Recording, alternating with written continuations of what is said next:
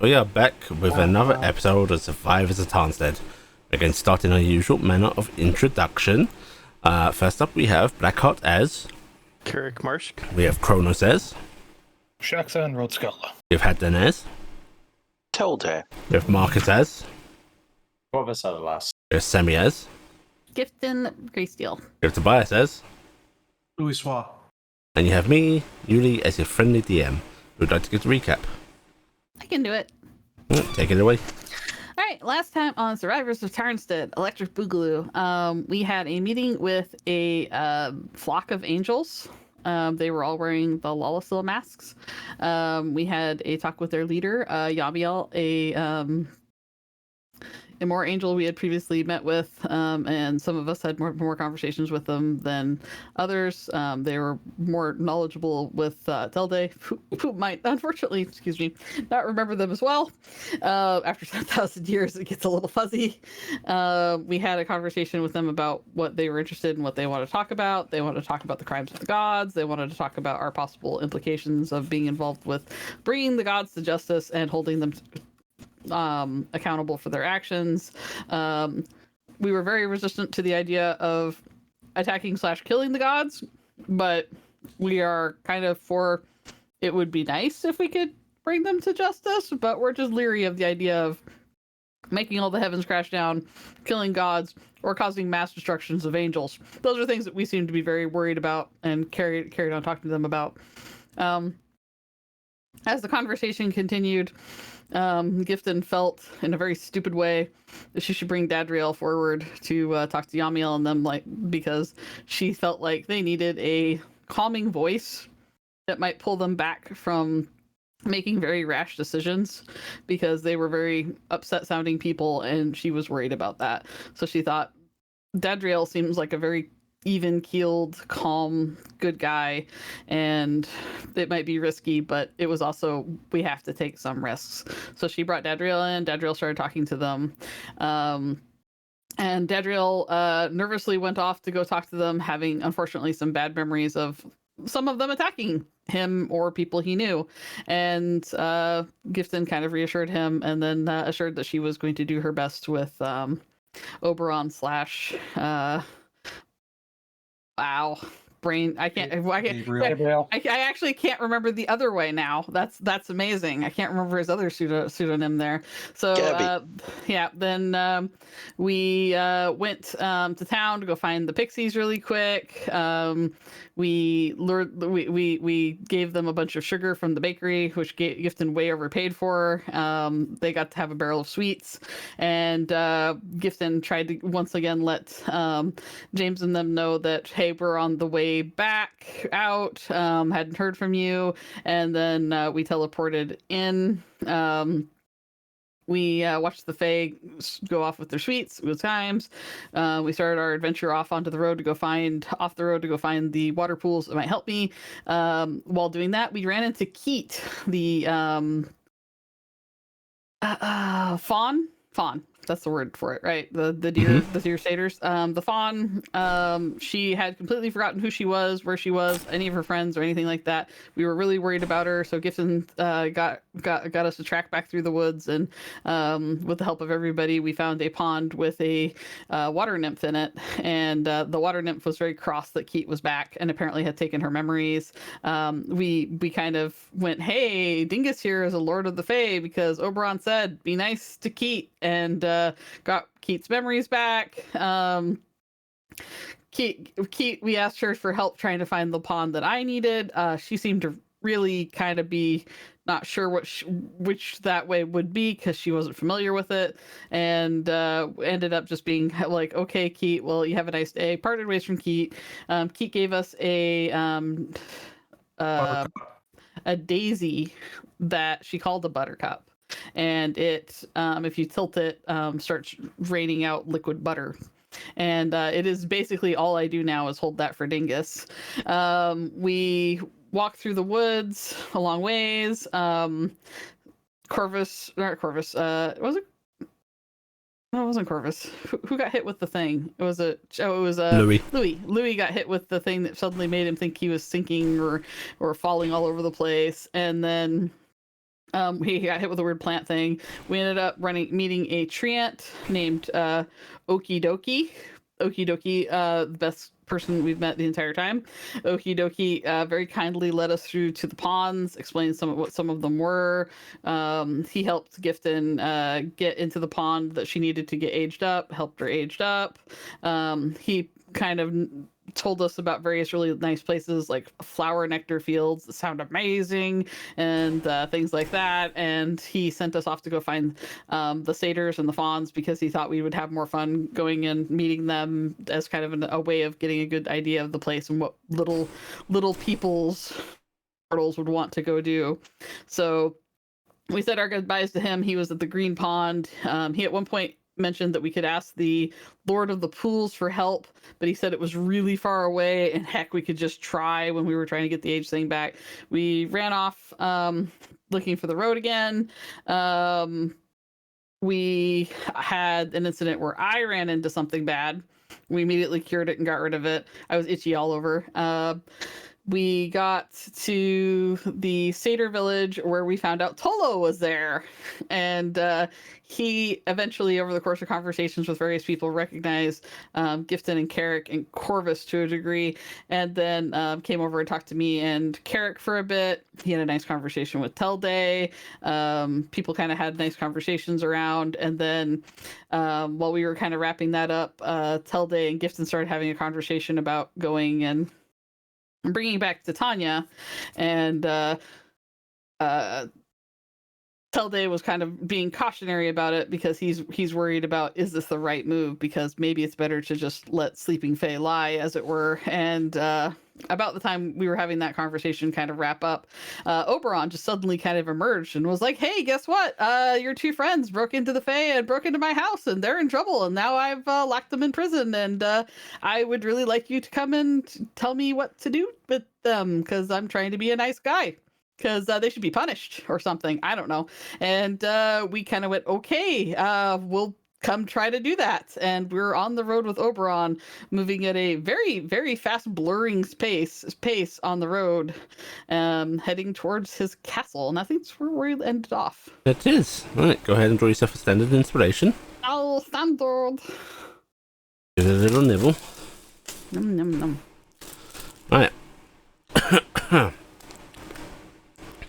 Indeed, we find ourselves on the road. As you're walking along the path, indeed, the surroundings, well, it doesn't feel like you're going fast yourselves. The progress seems strangely quick. And soon enough, you find yourself starting to move upwards, the path starting on an incline. And Oberon's just sort of walking along very casually. His arms are clasped behind his back, wide-brimmed robe sleeves sort of hiding them, but you can tell they're sort of folded behind him. He's got a soft whistle as he does, almost absent-minded. As you crest the top of this hill, It's basically trying to like and encroach up by him, but like you're seeing like a good 1.5 steps kind of behind, and trying to like semi mimic the posture. Okay, yeah, you are able to mimic it well enough. If you want to give me a performance check, I'll see just how well you do. Okay, sure. Oh well. Unfortunately, I'm kind of giving into the fact because this got a little bit of whimsy and Faye, and she's kind of in the mood. So this is fun. So yeah, give me a roll here. Yeah, you think, you know that you've got an actor's heart no matter what happens in this plays, and you feel like you could play a pretty good Oberon. Oh yeah, I could be an amazing Oberon.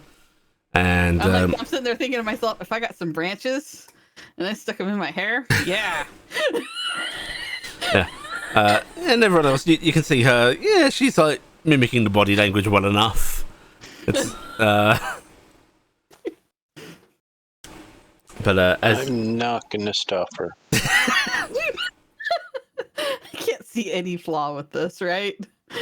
as you crest the top of the hill, you are greeted with a bright mix of gold and purple leaves, forming a large canopy formed out of what looks like to be a single tree, but this is immense. You can see the base sort of growing out, splitting. There is clearly a carved area amongst it, and this entire tree gives the impression of a castle. Branches forming these large spires, the curved sort of divots in the wood creating windows. And yeah, it is a tree, an immensely large tree of this beautiful sort of dark stained wood and these bright gold and purple leaves. Wow. Whoa. That's the best castle I've ever seen. It's home. It's amazing. And These similar leaves to stuff we've seen elsewhere in the Why are Fae. the leaves purple? seem quite Those unique. are so great. How did they get to be that color? And he actually sort of What kind of tree is it? I don't know. I planted it long ago. Oh, I'm fairly certain, but if Lex is a failure, that he can be whatever color he wants. No, they're gold and purple. That is their color. oh sorry. Why do you apologize? I asked an annoying question. Do I seem annoyed? You Oh, seem- yes, but you always do. I definitely would not say that's right.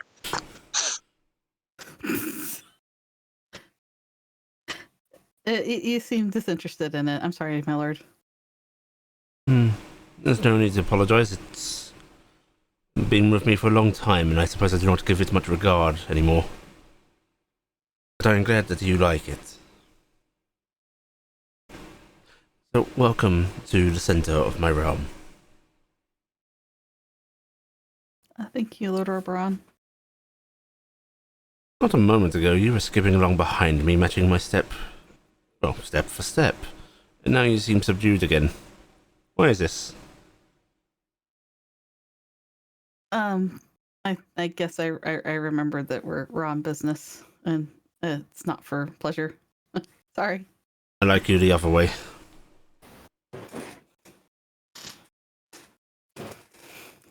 Gibbs is gonna tilt her head like, what the heck? I usually get scolded the other way. Business is drab, boring. Pleasure is everything. It's pretty great. Well, shall we get the messy business handled? Messy business. Oh, well, them, I suppose. Sure, I can't treat you all to treats, refreshments, a ball, a night of revelry and fun first. Gifton is looking over with pleading eyes, like, oh my god, fun. Who is she Fun. looking at? She's looking for like the persons that will probably tell her no, which is Corvus and Carrick. She just assumes Telday's gonna say no. She thinks Shax actually thinks she might be in charge of him because she pays his wages. Louise, Lex will actually kind of like pinch what would pass for the prison houses. I'm sure those two are night and they celebrate, do a little better for cooling the house. look over at Carrick. You know the best in the Fae. No, I mean we should probably. They're gonna be really cross if they find out that we partied. But I mean that could be kind of the punishment. They missed out on a party, right? To be fair, they are the ones who broke in so And if the punishment needs to be more severe, a night in the Fae can last as long as I wish. Oh, don't you be teasing like that. And he just smiles softly. I'm gonna smile at him too. I'm just like, oh, don't be teasing like that. All right, so yeah, I honestly, would really like to see some of your Then perhaps emotions. Then perhaps a little tour with some refreshments before we take care of business. We can have the party after. Sounds enjoyable. What kind of music do you think you'll play? Do you have any particular tastes? I like everything. Everything at once. That's quite a discordant melody. I'm sure I It can is. arrange that. Yeah. Right, and as he starts to walk down this hill towards his domain, you see him actually snapping his fingers, and out of the tree line, a few pixies sort of hover nearby, and flutter their way over to him, and he's just sort of turns casually, addressing them, and goes, "Get every musician ready." And Did any of these pixies look like the ones we saw with the pistol at one point? in the sense that they look like pixies, yes. Oh, you saying we all look alike? I get it. I'm saying the pixies actually do look remarkably alike. There's some Wow. variance in hair color and styling and so on, but the features are very similar. They're God. very much the cookie cutter from the same cloth type thing. Clone pixies. And they sort of bow in midair and quickly flutter off. And soon you find yourselves at the bottom of this hill, and the dirt here is strange. You've been used to the dirt sort of crunching beneath your feet, depressing, like normal dirt. Only this stuff does not seem to shift, does not seem to sink. Nor is it solid. It's not like walking on stone. It's just there.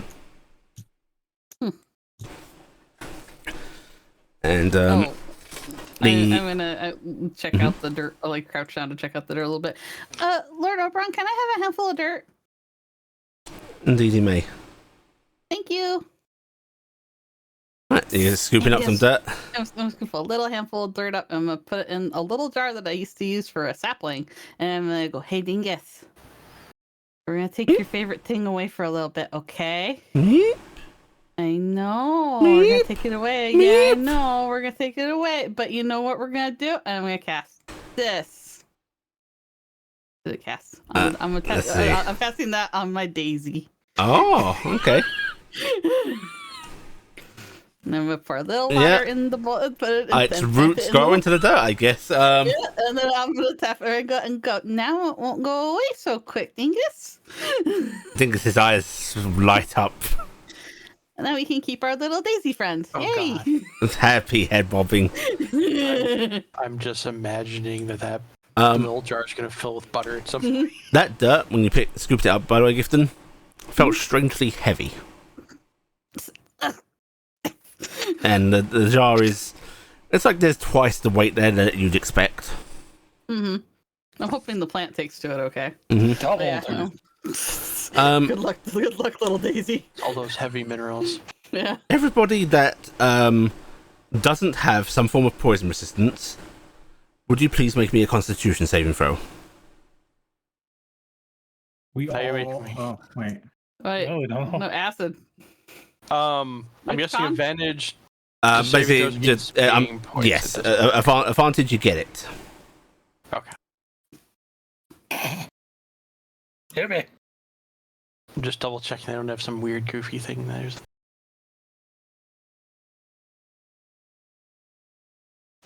So I don't have Well, Dingus's but new I'm sheet, so very, I very can't do certain I anything for don't. him. wait, we're around gifted. Let me just Yeah. roll a dice for Dingus. Oh, yeah. I've got to make that sheet. Yeah, so give me a +9. If I consider think you if my I friend, can- but Dingus is fine. I consider Oberon my friend. So he's Her also +9 good. is not working. Oh my! Okay. My +9's not working. Okay. Wow. Only a 26 for me. Out of 4. Only 26 for me. You might be drunk. Okay. I only see 3 rolls. Has everyone else got immunity?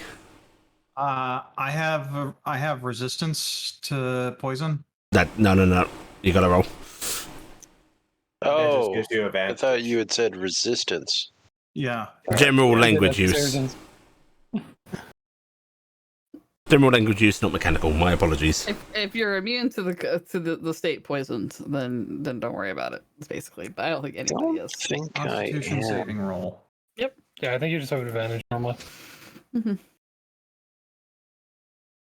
33. 33? Okay. Ooh, Oh, Wow. Tell day. Okay. Alright, Shaxon and All of a sudden. Terrelday. 1, 2, 3, 4, 5. Wait, it's Gifton rolled? Oh yeah, you're straight out immune, aren't you? No, I No, rolled. No, she she's rolled a first. bonus Oh, there Right it after my is. regen. Yes, in the region. Yeah, directly on Yeah. the region. Right, well, just Shaxton and Telday, which hilarious, but okay. Both of you are starting to feel really good. Like, just positive, happy. You feel imbued with a bit more pep, bit more life. When we get back to the stream, we should plant this by your bridge so that way it'll always be there. You can always get butter. Maybe I'll make little babies and we'll have more flowers. You swear the colours and everything feel just that little bit more vivid. Everything's more real. Going to have a slight lean to the right, but I'm going to list slightly to the left in my walking. There you Nice. go. Good direction. Well, yeah, I'm leaning to the right, so obviously I should be going to the left. Yeah, it makes sense. Right. And soon enough, this tree is seeming so much bigger now that you're actually approaching it, and it really is a large castle. Wow. However, no doors that you can see. There is a large opening that he's starting to walk you up towards. A route carved out to actually be stairs. There's banisters on it and everything. But he's leading you into his home. So did the Fae carve this out, or did it grow like this, or did you have craftsmen come in? What did you do? He sort of glances back at you briefly before looking at the fairy stairs you're walking on, and he goes, "Oh, well, the tree grew, of course, and coaxed it to have the roots here, and then I spent time removing what needed to be removed." You did a really beautiful job. Thank you. That was a fun cycle.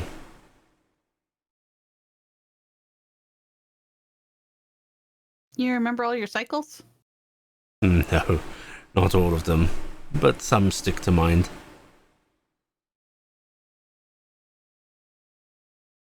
What about you? I don't get cycles. That does not sound right.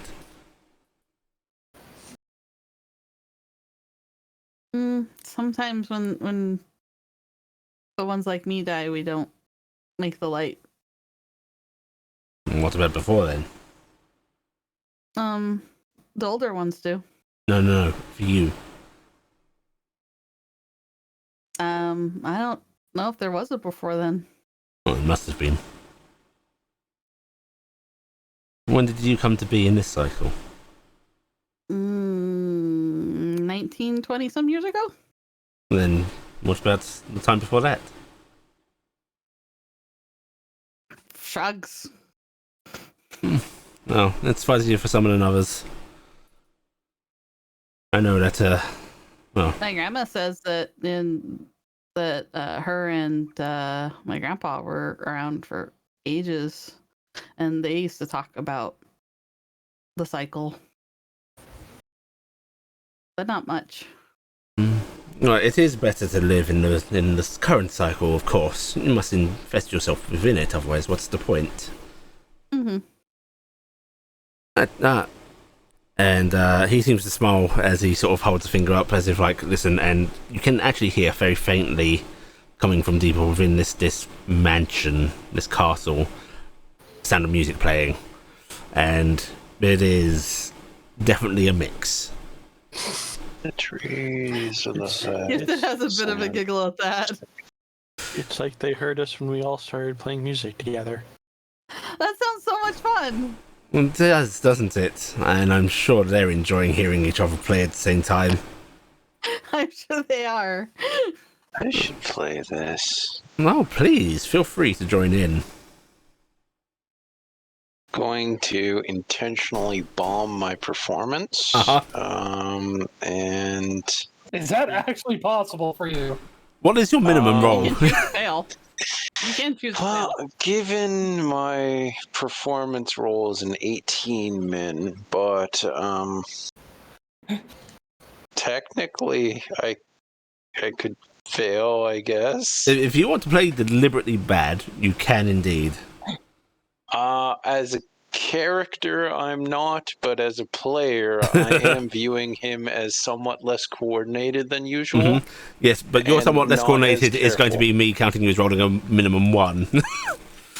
So yes, Telday is definitely not playing as well as he normally does. There are some... which instrument, by the way, Telday? I will definitely use the hurdy-gurdy. Ah, the It is not hurdy-gurdy. able to do the illusion right now, but it can play. Marvelous. Okay. Yes. He is playing the hurdy-gurdy, and there's the occasion where you hear like gears grinding within this thing, and the handle turning a bit too fast at times. It's not perfect. I didn't know you could play like that. Get to say, actually marveling at this. Actually, just going to look while kind of wobbling. So I just go, "You're breaking." It's a new style. And Terrible. Oberon looks genuinely curious as well, because this is a new instrument to him. Oh, you can come play in my courts anytime. In fact, let's go see them, shall we? Alright, and he leads you deeper into the manor, and as you are now inside, you can see each set of sort of, what do you call it, arches. There are, instead of doors, heavy curtains with a couple of satyrs at each one as you move through, who just sort of pull aside the curtains to let you through, bowing their heads reverently at Oberon, and they just keep their heads lowered even as you greet them. And as you walk through, Oberon goes, "Oh, do say hello to her." And then there's that slight glance up of their eyes, and the softer, "Hello, my lady." Oh, it's okay. I'm just gifting. It's okay. Ragtime gal. Nice to meet you.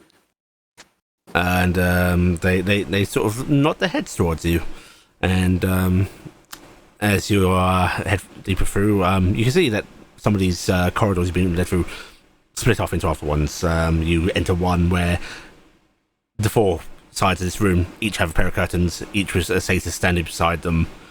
You must have a huge family. Me? You have a big house. No family. Why not? Well, see, ever since Titania left, there has felt... I don't want one. Not Oh, without her. That's all going to be fine soon. yeah. Yeah, it is. And everybody give me a survival check, please. Shaxton and Telday, disadvantage. Kind of figured. I'm okay. Oh no.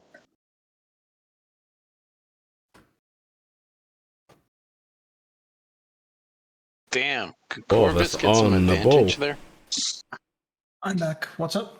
Corvus is doing the Survival. double Survival roll, because please. the attacker is out. Okay.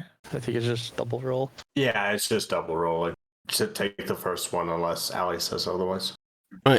Gifton, Carrick, surprisingly Telday, and Corvus.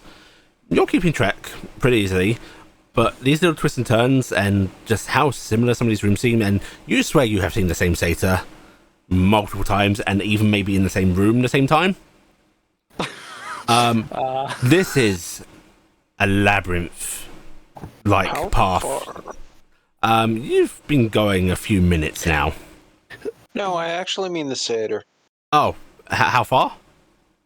Yeah, how far away from us would he be? Oh, you pass within a few feet of him, as sometimes when you go within through an archway.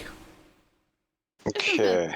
Anna's gonna take out her bow and then do that thing where she flicks it and all the strings show up and she's gonna start playing on it. Shaxton and Louisois, Okay. you feel lost. You are not. You're not sure that you could find your way back along the path that you just walked. I'm kind of nudging Tressa. I hope you were paying attention. We're going to need you to find us our way out. Oh yes, Tressa, that's right. Tressa would have been asked to stay outside in a very, very, very nice set of stables, which did contain a unicorn. A unicorn? Oh my god, how did they get me inside? There's a unicorn in the stables. There's a unicorn in the stables, chatting away with which not quite a treant, but another of these very bark-like men who seems to be tending it.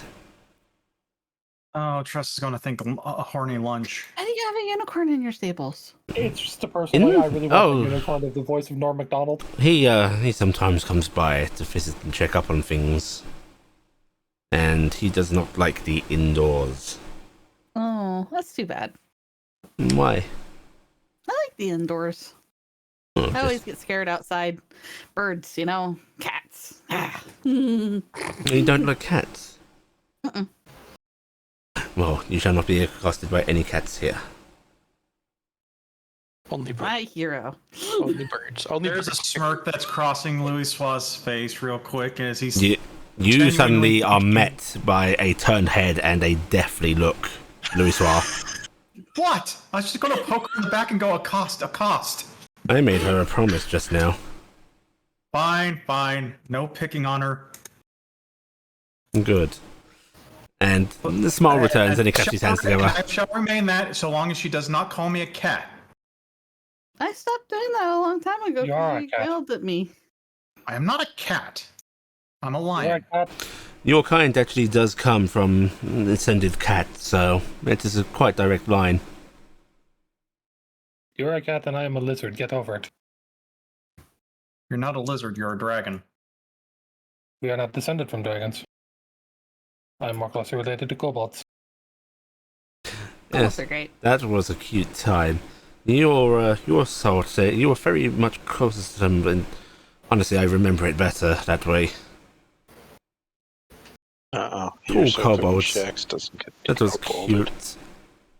cute. Anyway, and another set of curtains is opened, and suddenly that music is so much louder. There is no way those curtains should have been Wow. able to deaden that sound as much as they do, but you walk into what is a ballroom, very much carved out of wood and beautifully. You can even see branches actually growing inside from the wood. It's like the outer area of the tree has somehow made its way in here. And even the ceiling has leaves. It's like you are beneath a tree's canopy, despite this being inside the main trunk. Because of the madness of the sound, gift in the singing, I could be proud. I could be Yeah, it, the violet sky. I could purple. there is no way that this Anything is you pleasant. like. This is discordant.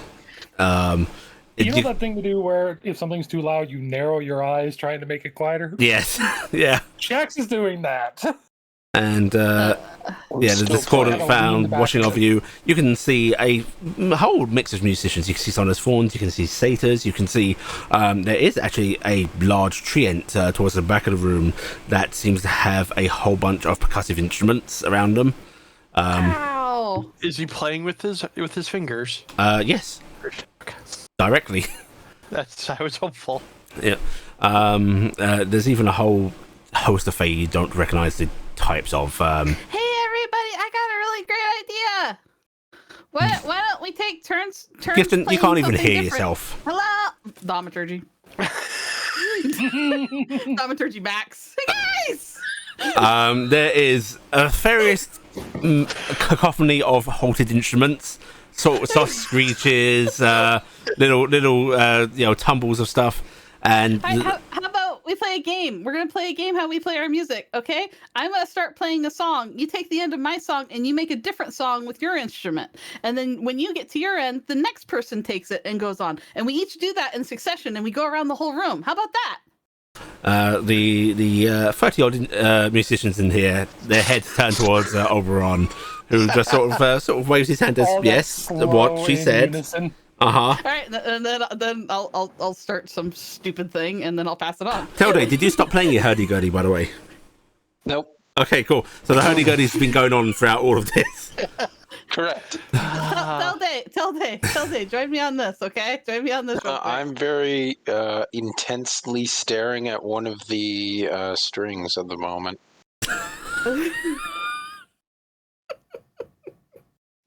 I'm just gonna go for it. So yeah, Gift is gonna strum on her heart real quick, sing a little bit of a ditty, and then motion to somebody else to go, and then just basically playing tag. Yeah. With music.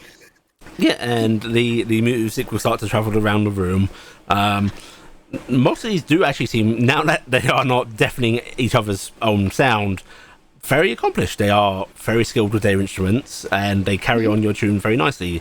Some evolving it, some changing it up, some sticking quite to it, just making it quite beautiful. But by the time it reaches the last instrument, which is a soft flute, it's entirely different. Gift is really excited hearing it change every time. She's like, yeah. And the fawn that plays that suddenly looks sort of a mix of hopeful and worried. And Oberon actually sort of sidelong glances to you as you start to clap before joining in a slow clap of his own. Marvelous. Well, that's a fun game. I will have to remember that one. You're all dismissed. Very good. And Hey, it's nice meeting all of you. and there's a whole lot of bows. Not actually meeting anybody. Before they start to filter out of little sideways doors in this room, and suddenly you are with Oberon in this empty ballroom. And he sort of turns towards you all and goes, "So, shall I arrange you quarters? You want to stay, of course, yes?" That seems to be best. Of course.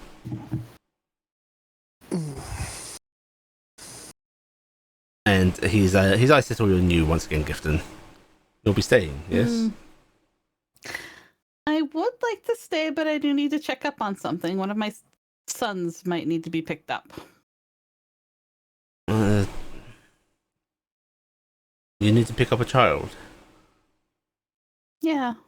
Well, he was making a decision if he was going to be mine or not, and I need to find out if he's going to. You know? Oh, you offered it a choice. Yeah. I need to know what they decided. His face alights with delight.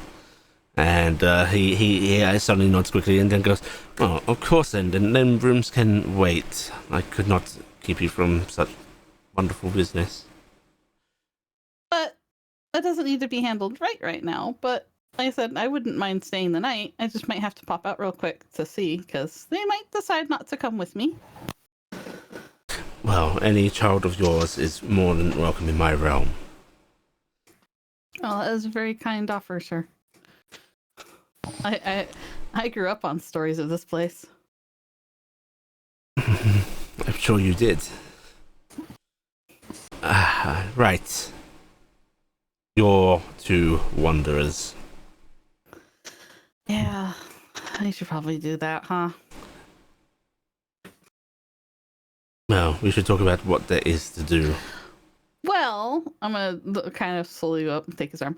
Why don't we figure out where our rooms are gonna be so we know where we're going after, and then we can go handle them. Okay. You may have whichever rooms you want. Do you want to be together? Gift the mixed face. Separate. Nothing to say about it, hope. What kind of rooms do you like? Hot, cold, humid, dry? Out of character, my brain for humid thinks, here, live in a sauna. Down. Cold. Dry. I'm worried if I say one thing, then it will be too much like one thing. Oh no, we will find what is perfect. I like what Carrick's Tavern's like. It's warm, but it's not too warm. And it's dry, but it's also not so dry that it feels like it parches your throat. I'm not sure about Carrick's Tavern, but I have been to taverns in my time. Okay, like a tavern, maybe. Certainly. And, well, Carrick, what about you? Do you like taverns too? I spent most of my life in them. They're very enjoyable to stay in. 2 taverns. You wanted cold and dry. Plain. You have the look of the crypt about you. Quite like that. Not too dusty or dirty. No. Just Or actually, Lean. it might be like a farmhouse because I like farmhouses. Of course. Sorry to change it. Dinkus, where would you like to stay? Or are you going to stay by your bridge? And he Yes, just I will. cuddles in against you. Yeah. Oh, my baby. And what about you, the fine feline fellow? So long as it has a roof, I'm fine. As much as I stay outdoors, being inside is nice. So roof is your only requirement. Excellent. No walls. Just No floor. Wow. Do you know how many years I've floating spent roof. bivouacking out in the Sahan Desert? There is a delighted amusement in his eyes as he looks at Louis Soir, and his grin becomes uncomfortably wide. Then you shall be accommodated to your wishes. Great. Now The entire room is ceiling. All wall-to-wall ceiling. And you, my evolved kobold. I'm a possible to the warm and the dry. It lets me keep the coverings I have to put on the limbs I do not have a little bit more dry. Limbs. Yes, I do see that you're somewhat metal.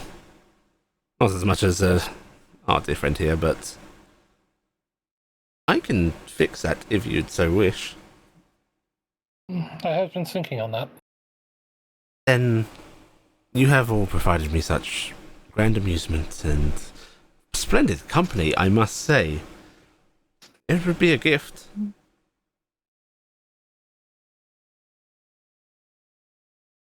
You need to take them off first. Oh, yes. I think that would be the best That would idea. probably hurt really bad if you don't take them off first. I think so, yes. In that case, would you accept? Jax will think and go, yes, I think that I will. I will come over and help you steady yourself because I'm assuming you're going to have to take the leg off and the arm off. He's gonna cheat. Well, He's gonna the- Cassie you. And Jax will just do the quick death for the right arm and just... I'm assuming there's a table.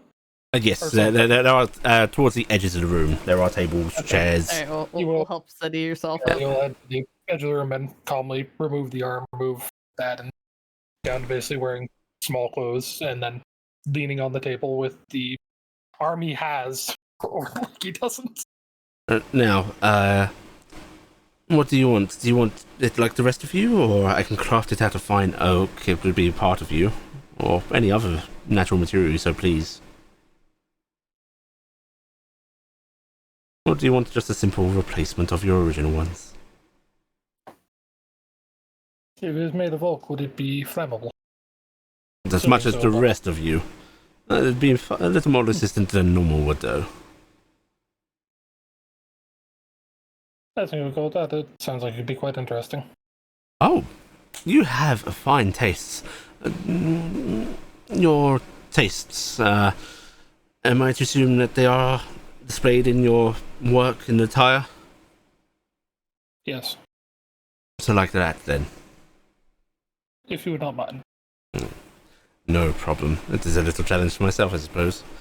And he simply reaches out and places a hand on your shoulder, sort of long fingers curling over you gently. And then you feel a warm energy starting to suffuse your body and focusing at the stumps of your limbs.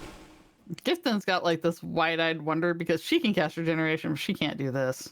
Yeah, and then there is a brief pain as, you know, long-healed flesh suddenly reopens.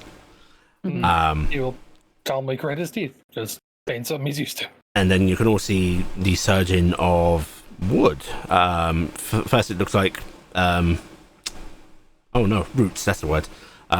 First it looks like roots actually spurting out of his arm, starting to grow longer, entwine with each other, thicken out, and then starting to form an arm-like shape, a leg-like shape.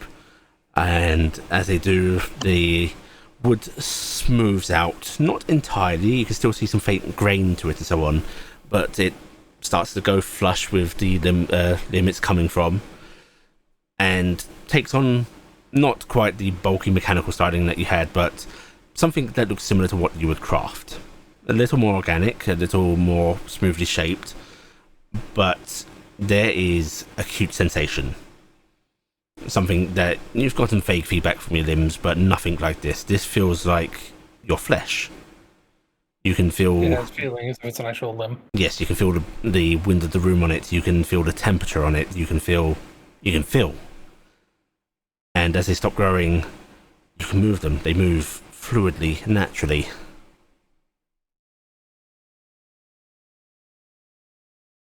Jaxwell, she look at it and be kind of pause for a second. I had forgotten what it was like to feel that at that time. I hope I did well.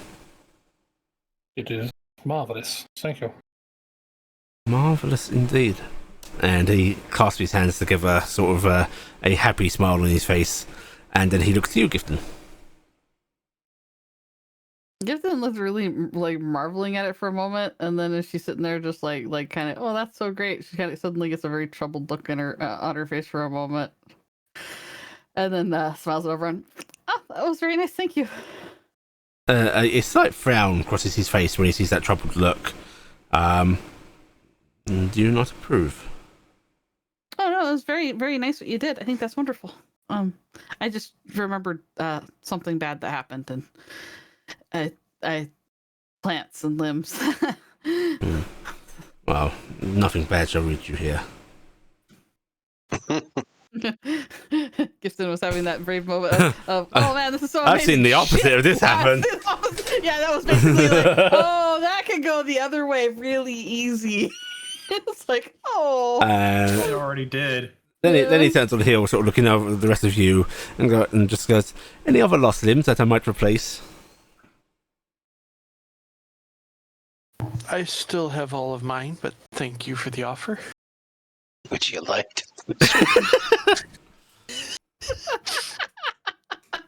That's terrible. I mean, I did tell Day, you've obviously got a lot more missing than a limb, but a whole new body's a little more involved. This is my body. Of course it is. Pat. What? That's the spirit. What kind of room would you like, Day? I require no such accommodations. Oh, surely you must want a place to stay. He has a tendency to stand in the hallway very awkwardly and stare into space. That we can do then. Your own hallway. I do not require special accommodations. Wait, are you actually making new rooms? Yes. You could just do that? Wow. Of course, this is my place. No, I can't do that with my house. Oh, I'm sure you could do it quite easily. Ignore that. That would take me like some while and some lumber and some nails. No, just some practice, I suspect.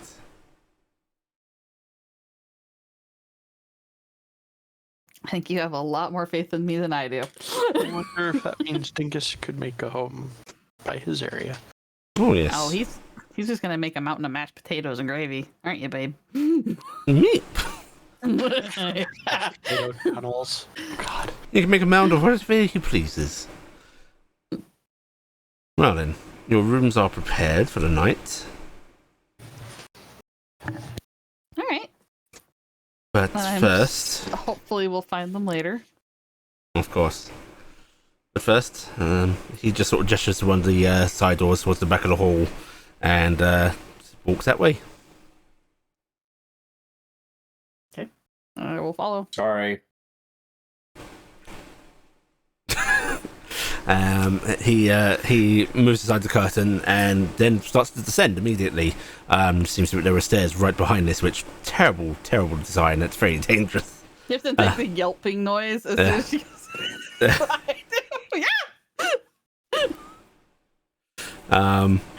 character kind of brace self with wings at the step down? This isn't a good time for a trust fall.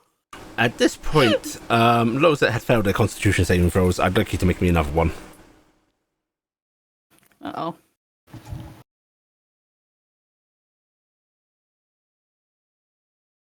I could be brown, I could be blue, I could be I will say, as it turns out I only did a Constitution check, not a save last time, but it was funny. fun that way. It's worked out better, quite frankly. Alright, Jackson, you're still feeling very good about all this, and those sensations on these new limbs, they are engrossing.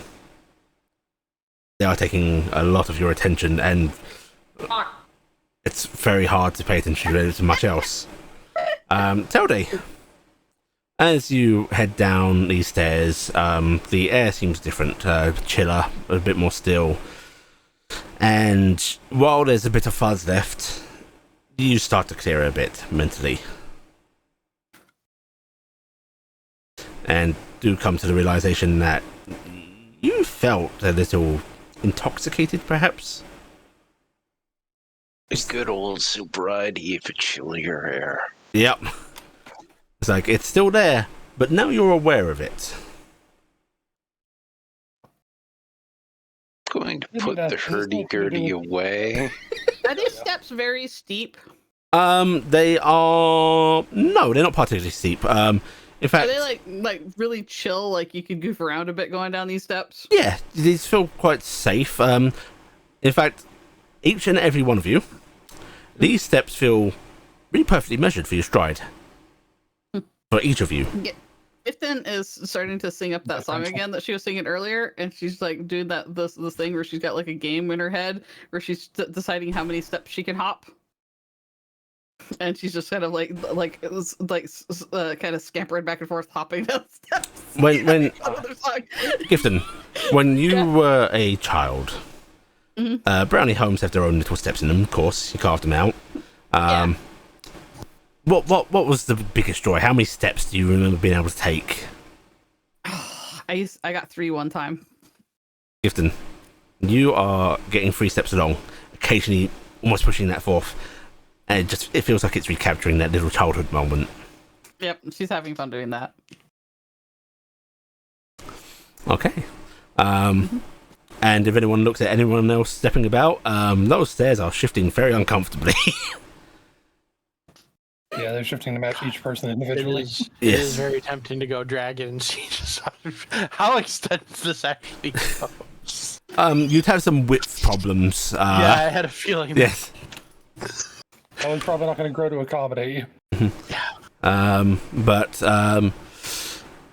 the novelty might start to wear off about a minute later, where you are still going downstairs, and those that are a bit more aware of their surroundings might realize that there is a very small, very hard to perceive turning going on here.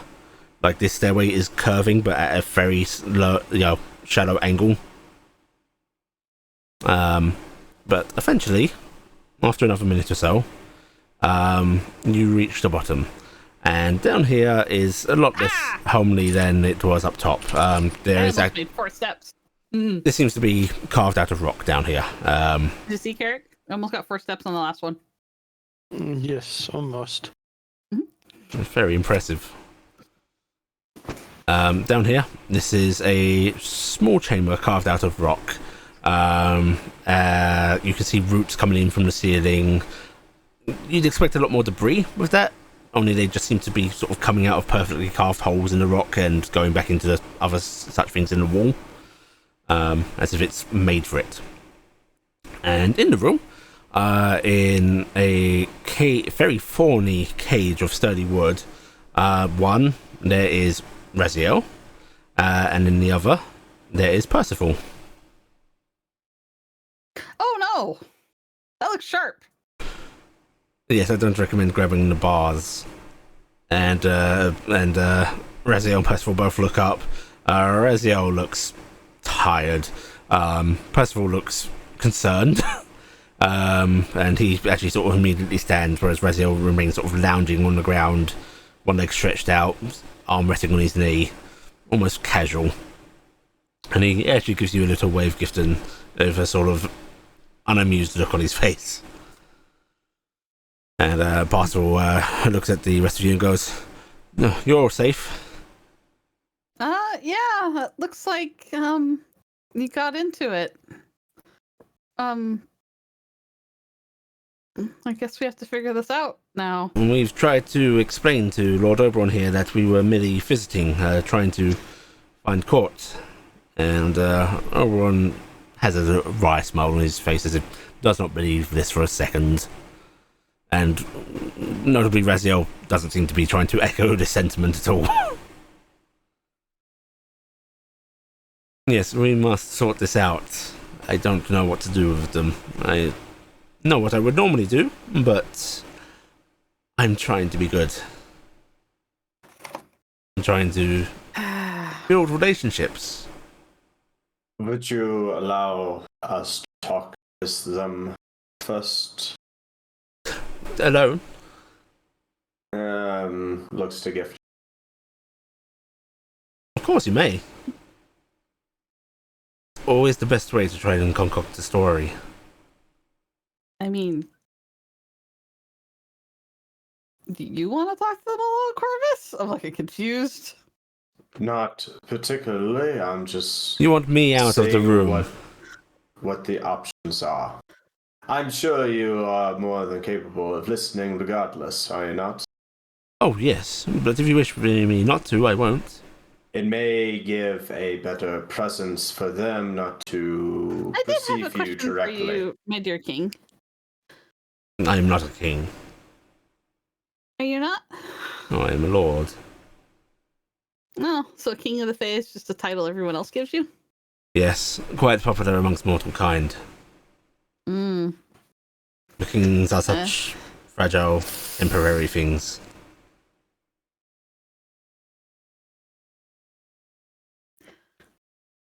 Well, may I ask you some questions then, my lord?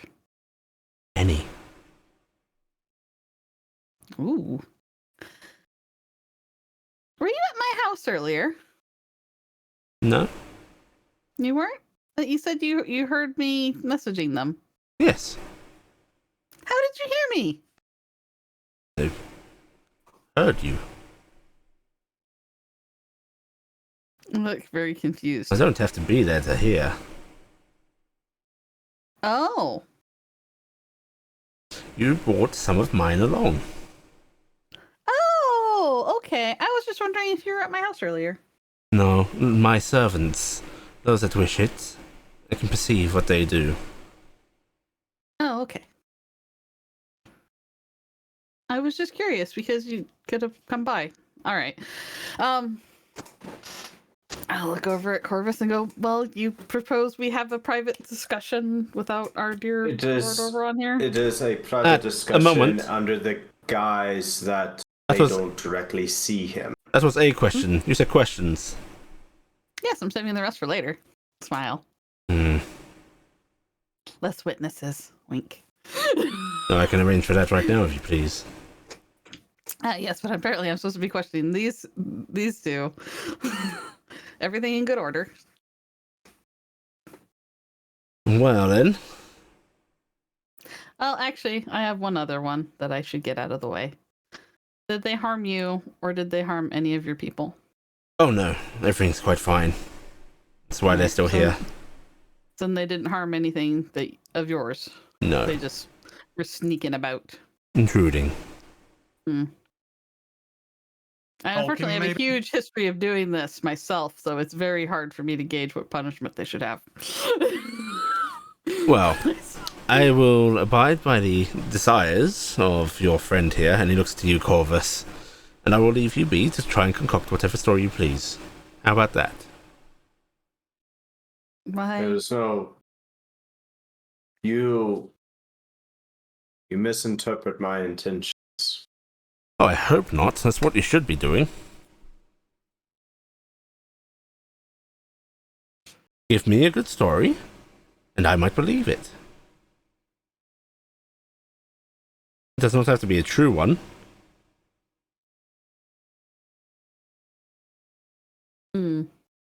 Stories are fun.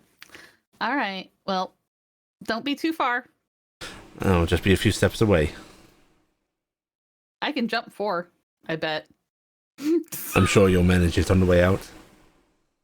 Up might be harder. And he smiles softly, gives you all a very small incline of his head before he starts to head back up those stairs. And you hear his footfalls fade into the distance.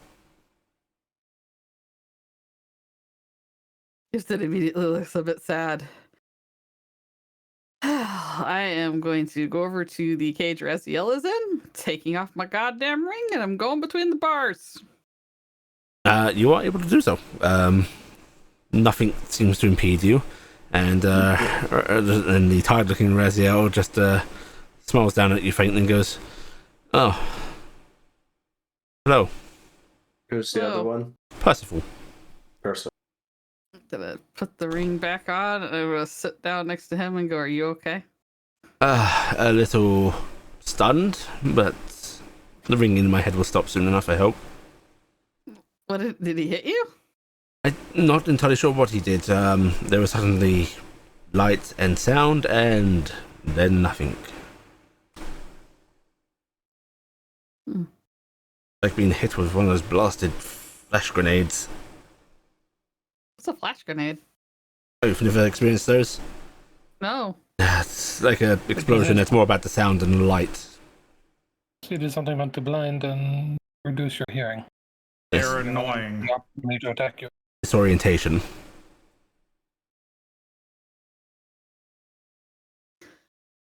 So this is quite a mess. Yes. We were hoping that you were going to keep him a little more occupied. We had no idea that was our job. I'm sorry. We got the opportunity to go home after he made Dingus a Fey Lord. And there's a sudden look of distress on his face as he pinches the brow of his nose and he goes, "I honestly thought I told you." No. I That's why I was surprised you didn't come with us. could have sworn I had, but it's not the first time in recent days that my memory has failed me.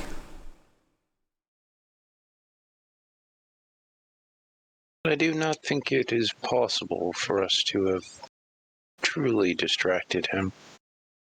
I mean, to be fair, he was going to head back anyway. He told us, he said he had things he needed to do at his castle, and he seemed kind of waning in interest in some ways. Parsifal actually sort of clears his throat and goes, "I believe that's what he would have called a story, a lie." Oh, you think he wouldn't have come back? I think you have his attention to an unnatural degree, Miss Greysteel. He would have loitered around to see what we were up to. He probably was loitering around watching us dig that damn hole. And that hole was fun. Oh, we got the coolest thing. It melts metal. It makes it vibrate. It's really neat. At the same time, I do not think that, given that he is capable of looking through the eyes of anything that allows him to court. I mean, technically, if Can't that's true, escape he this can case. see in here through Dingus right now, right? Because you're a Fey Lord. Correct. Dingus looks suddenly alarmed and clenches his eyes shut. No, it's fine. Meet me. Go ahead, pat him. Well, he had seemed perfectly occupied for quite some time. We were able to make a good, and Raziel frowns a little bit and sort of waves a hand. Days of progress. I guess it's only been about a day, maybe 2. It sounds like he caught you on the first day. It has been less than 24 hours. Mm. Percival actually pulls something out of his pocket and checks it and goes, "Actually, the chronometer configured to run off of more local magics records 4 days for us." Time works differently here. Yeah. Congratulations, you have been hoodwinked. It certainly feels like that long, but The entire castle is a big maze, anyways, it seems. Did you not remember the way? what us?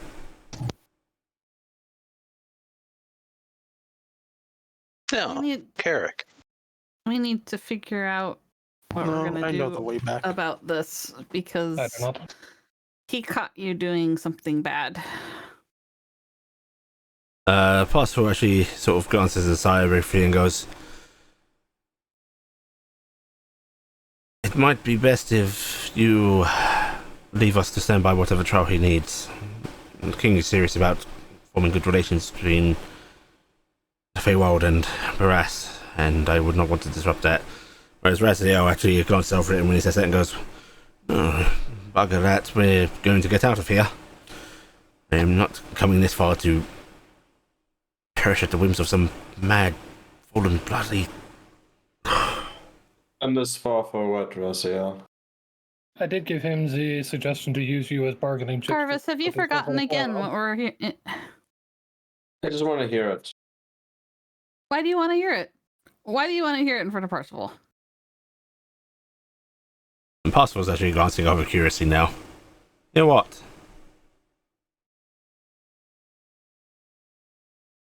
And Raziel takes a deep breath.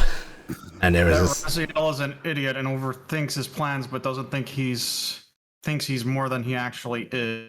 That's what Corvus wants to hear.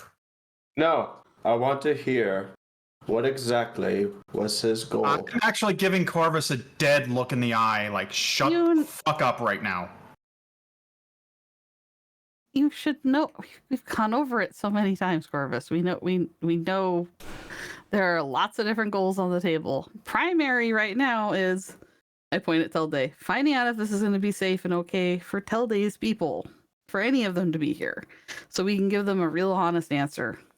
I'm assuming that you guys were checking in on that. No, they won't. Raziel was actually standing up, and I'd like everybody to make me perception checks, please. Oh no.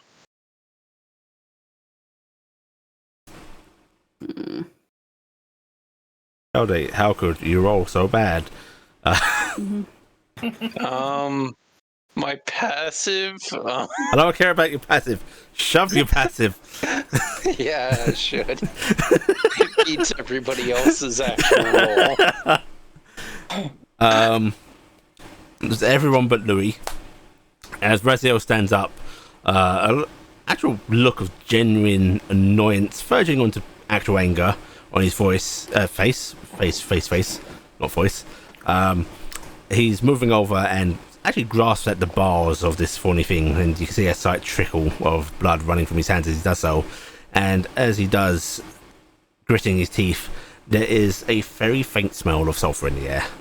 As he hisses at you, Corvus, "You want me to spill everything here? You want me to reiterate what I'm doing?"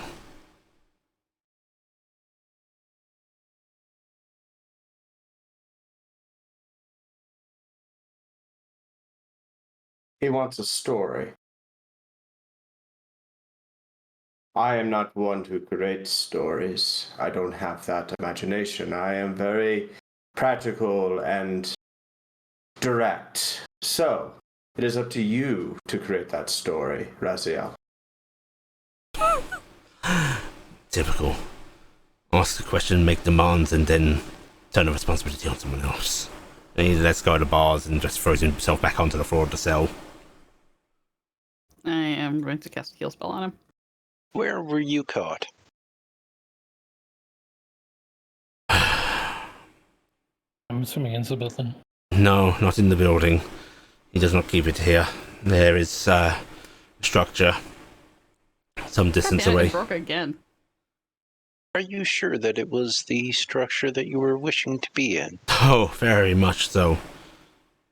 The items that you wished to obtain were in fact there. A little harder to tell, considering we barely managed to get near it before being caught. But the markings were unmistakable. So you were within grasp at the time. Yes. Both of you at the same time? No, I was elsewhere Loyal. scouting.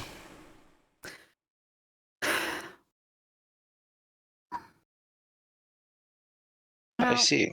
But seems the moment he was grabbed, so was I. So you were the one who was caught improperly acting. Raziel frowns and nods. I think he views the presence of both of us in his domain as improper, but my act is greater, yes. There are certain agreements that could be reached. It will be more difficult for you.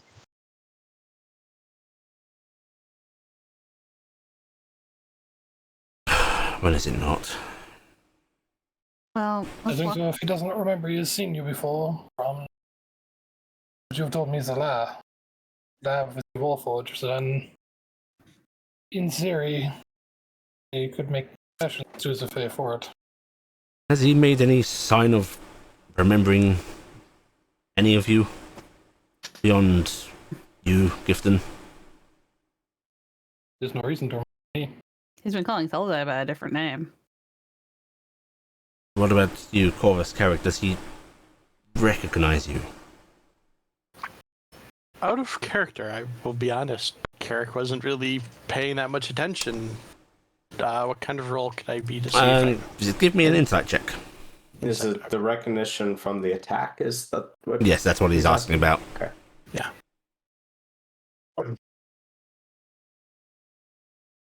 22.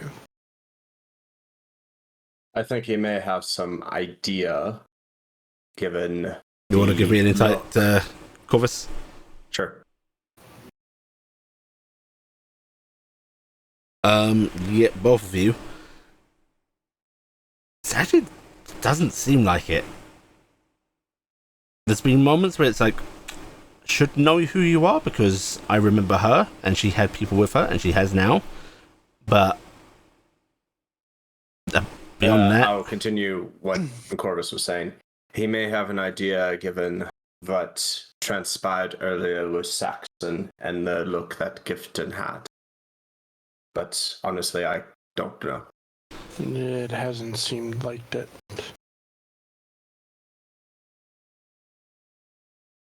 I don't know how to use that.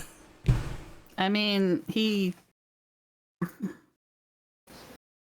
I frown and go, I mean, from what Tolo said, like, after what happened, he locked himself in his castle and wept for, like, 2 weeks and then raged for, like, another. Yes. He may might have just really- pushed it out. Yeah. Either that He or may he not talked to even Cal- remember what happened at the Apparently castle. he was very upset about what happened to the Warforged in a very deep way. Which Gifton frowns a bit and goes, I mean, he seems very intent on trying to show he could be a good person to a hand glance at Telde. Prove that maybe they'll come home, because I think he misses them, but... You think that's what it's all about? Pastoral sort of pipes up. He's trying to put on a good show for the... Oh no, not just that. I'm pretty sure that's a bit of it, but he keeps calling me Titania and getting this weird look in his eyes. So How has he been treating you? Raziel asks. kindly. Extremely well. Yeah. You think he's hoping she'll come back if he acts like a better man? Yes. It's actually, he came running to us to ask what to do with you because he doesn't want to make a bad decision. He wants us to find what the right path is because he doesn't want to. He said that he knew the two of you were important to us. And What he meant Gift was was to gonna- you. did he mean to me or did he mean to me and Telde? I don't know. But he knew that you were important and that any harm caused to you would upset us. So he doesn't want to do that, but he feels you should be punished. And I mean, I'll be honest, if a bunch of, Goliaths had been caught sneaking into the frickin' king's castle while the Goliaths were having an ambassador group running around in frickin' Winden, I don't know what the hell Barast would do, but it wouldn't be kind. No, it would not be. And I'm gonna have to ask him to be kinder than any mortal king would be. And that's...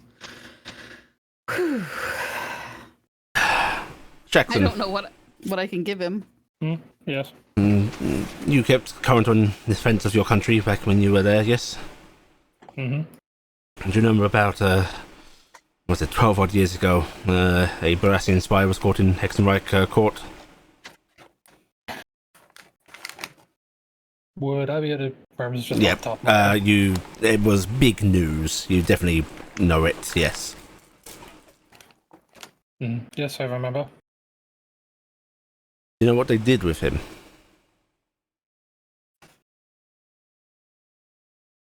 Comes to me out of character. This I would like you for Probably you to. This I'd actually like for you to roll for. Okay.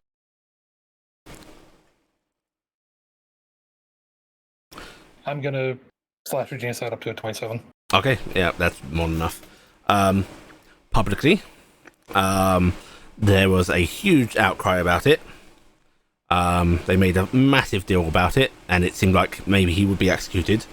But after that all simmered down, he was just essentially kept under house arrest in quite polite conditions for a few years before he was exchanged for another Hexenreich prisoner Tarnstead. Yeah, standard MO. They did call for his execution first, but it ended up that, from what I recall, he was put under house arrest for a while and then traded politically for another event. And you're aware of why it went like that? Because if they had killed him, there would be war. Not just that. The fact is that this kind of thing is common and expected. Every nation does this thing against each other, and the moment you start acting harshly against it, you set yourself apart. Hev Day. Do they still have Hev Day?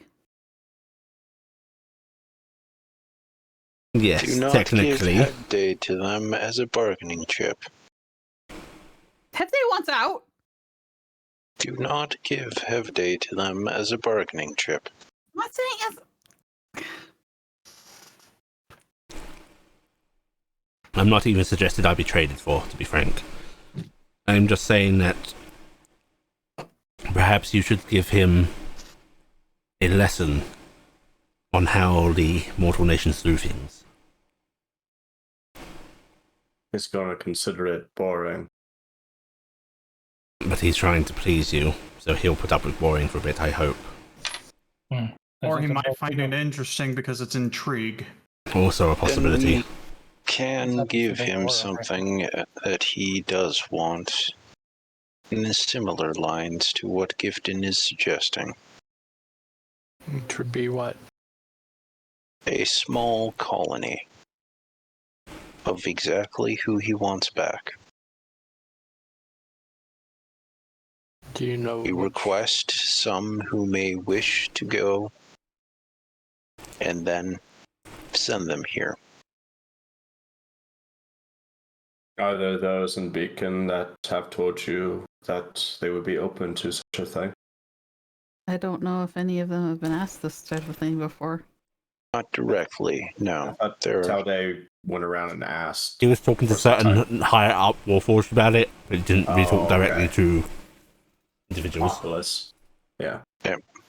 I was also doing that separately and not reporting back to anybody about that, but... Oh, I'm sorry. Yeah, Yeah. never mind. I mean, I thought we were doing that as part of what we were doing anyway. So it feels kind of weird, like holding that over that, right? I don't know. Pastoral nods. That is exactly how a proper bargaining would go. It would give Oberon a show of it, as Raziel has said, to teach him about the mortal realm. Although they are not prisoners, Oberon does see him as such. So Why don't it may be we- a good gesture.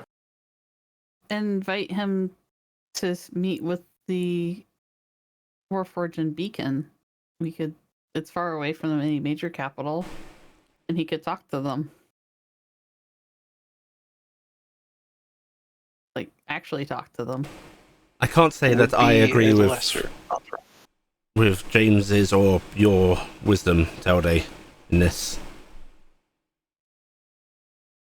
Every report on him says how volatile he is, and frankly, the way he reacted to us discussing certain things at the meeting prior to this entire trip, I don't think he'd react well to your kind being used as a bargaining chip.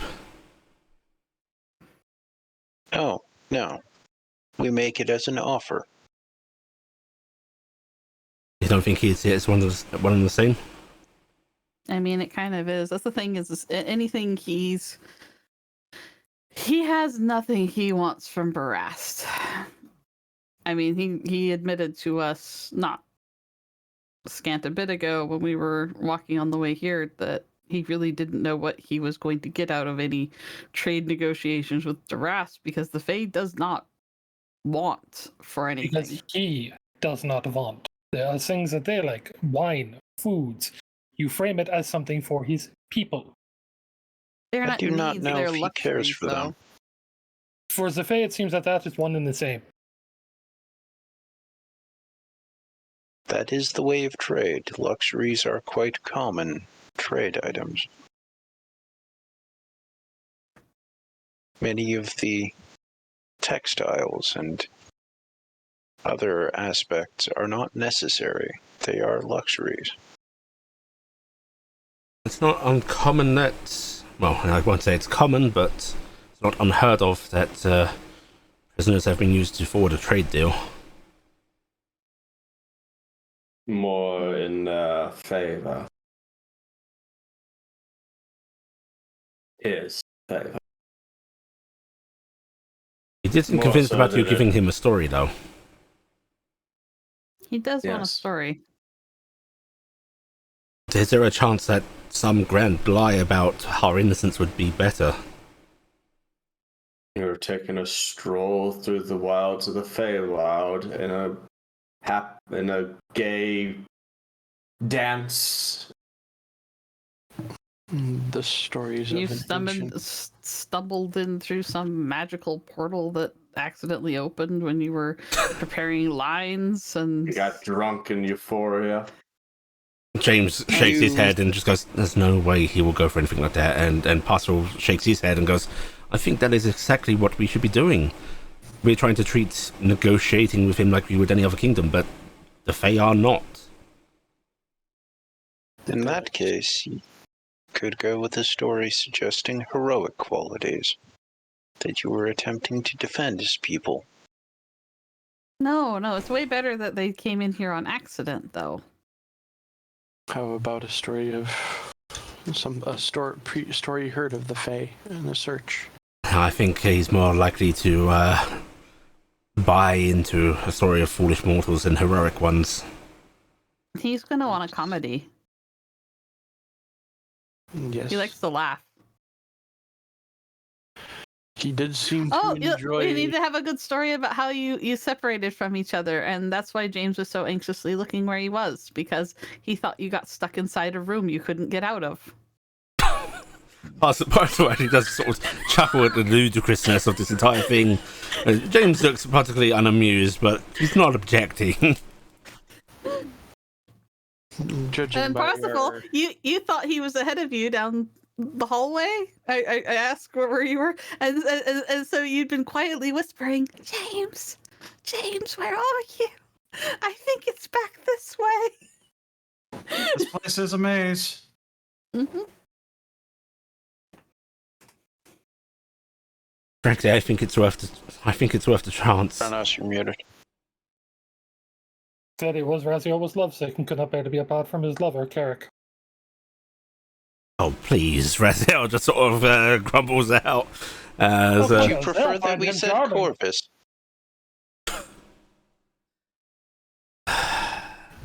And Raziel just sort of rubs his face with his hand. I mean, he did enjoy the... Come on, James, I really do think this is the way to go. Could really use a muse right now.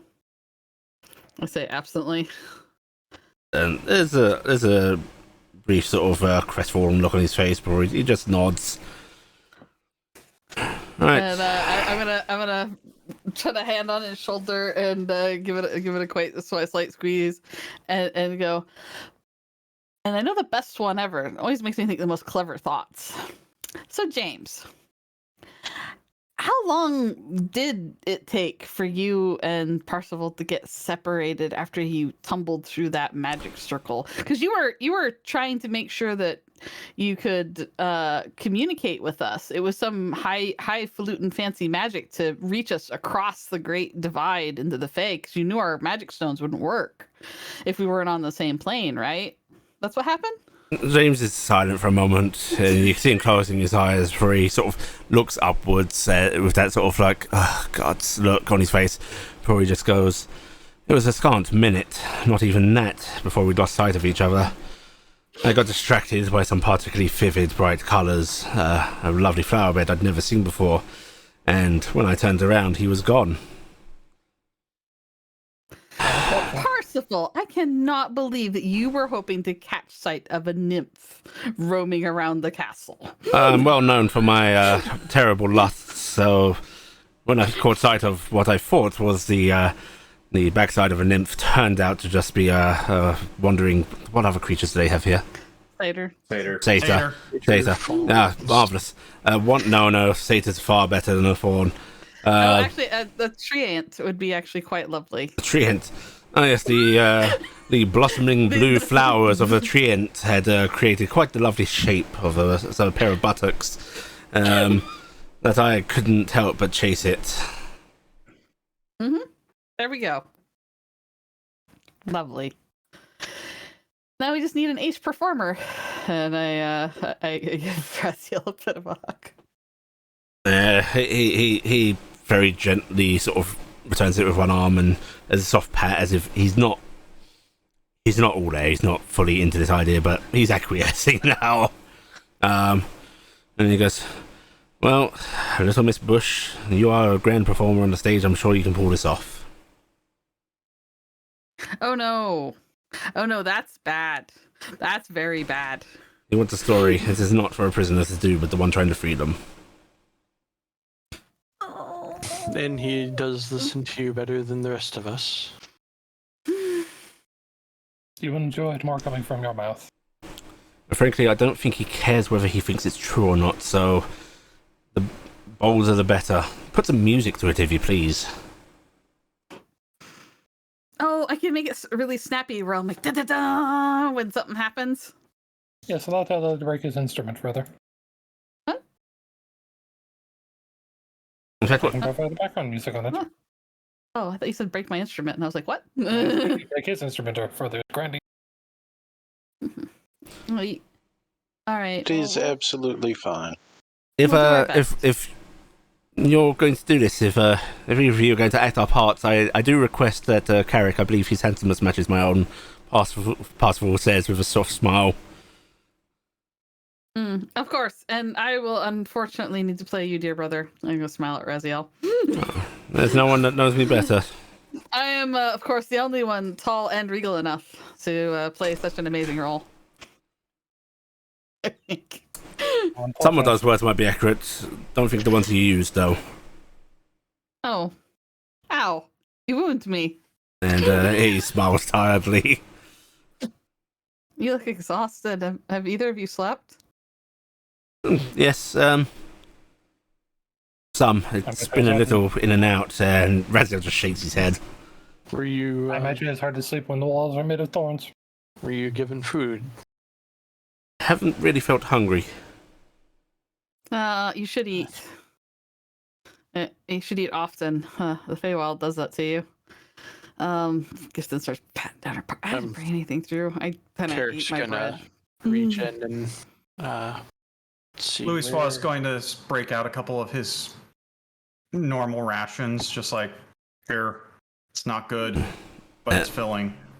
They'll take the offered food, and Percival actually just starts eating readily, as if, hey, I'll eat anything. Raziel picking a little more before Percival looks at least being down here has given me a bit of a clearer head. Up there, something in the air.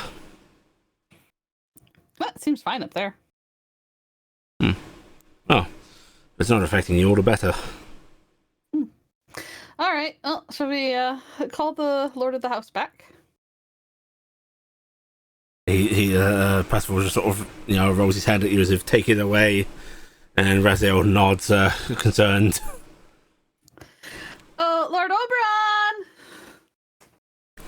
There's a few moments of silence before you start to hear the soft footfall of feet on stonework, and after about Feet or hooves? feet, and after about 20 seconds, Oberon appears coming down the stairs. I'm still in the cage. Yeah, looking a little curious, and his eyes narrow for a second and goes, "That's not your ploy, is it? I have to free them to free you." Oh, that would never work. No, I'd rather keep you. Well, I guess that's the case. Hopefully not in these accommodations. On the finest room for you. Oh. No, I believe there's a misunderstanding on these poor idiots' faults. Can we explain? I would be glad to hear. And then I'm going to weave a tale. So, Raziel, being the worried brother that he is, was fussing and fussing, and he couldn't get a hold of me. So he tried to make a new magic circle to open up a pathway to use his sending stone to reach me in the Fae to make sure we were okay, because the Fae is a big scary place for mortals like us, and he didn't want us to get in trouble. So he was trying to do that. And Parsifal was there, and then suddenly there was a and a beautiful cloud of smoke happened. And when the two of them stumbled too, they were in a grand, beautiful hallway stretching on in all directions. And my poor brother, completely shocked and awed by such beautiful things, looked over at a beautiful bunch of flowers that were going, and when he turned around, Parsifal was gone. And he started walking everywhere trying to find Parsifal, and he found a great big door, and he was like, Parsifal's clearly stuck on the other side of this door. And then he started trying to get in there because he thought he heard Parsifal on the other side. So he kept yelling at him, "Hey, are you in there?" And he wasn't quite sure if he heard anything, but everything felt kind of funny and giggly. So he was pretty sure maybe Parsifal was in there. and I look over at Carrick. And what did Parsifal do? Okay. Carrick. Oberon's gaze turns to you. Of course, you make the first. Well, Percival had gone off trying to find a dryad because he really wanted to see one. Oh, I thought it was a nymph. Nymph. Dryads are nymphs. No, they're different. No. Young man, do you not know the difference between a... All right, so he's bad at stories. I'll take this small error, and I'll get him acquainted with the difference later. Oh, I think he's quite aware what a dryad is.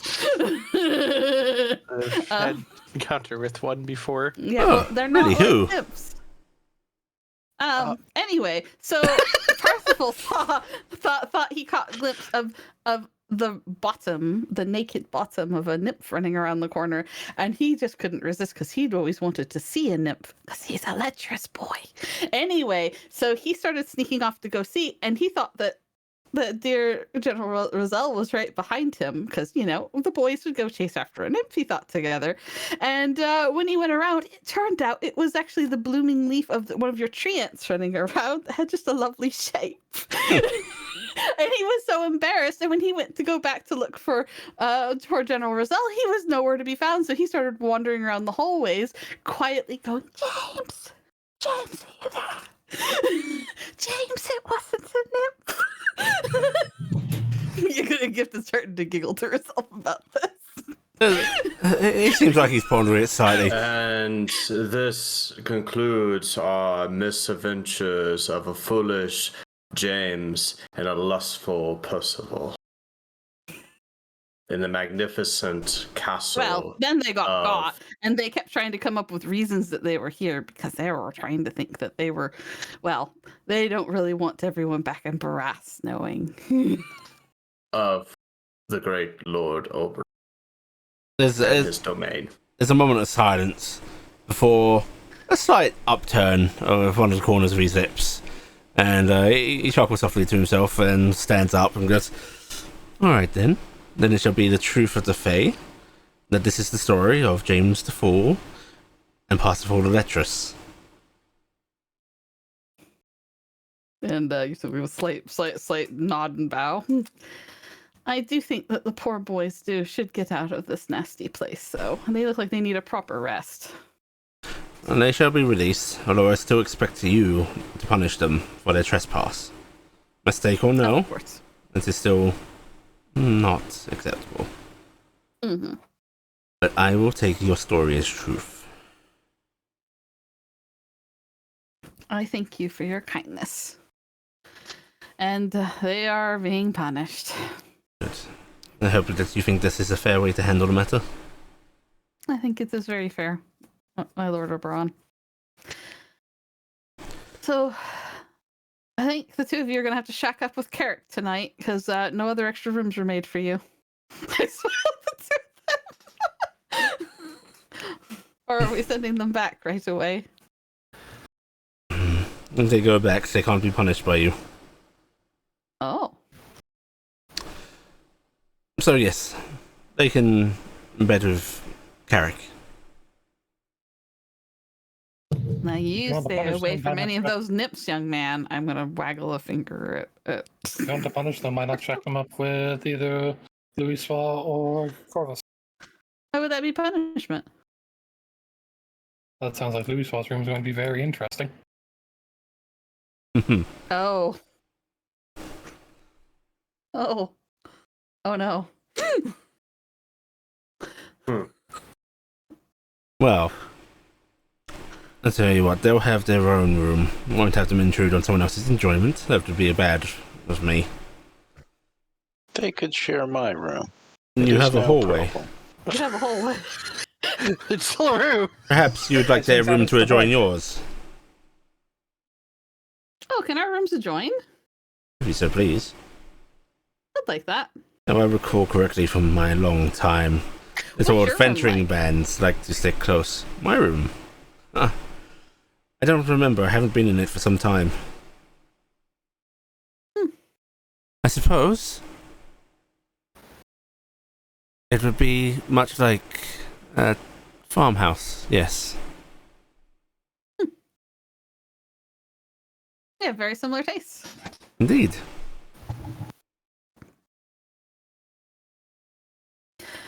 Well, I'm going to poke lightly at the bars.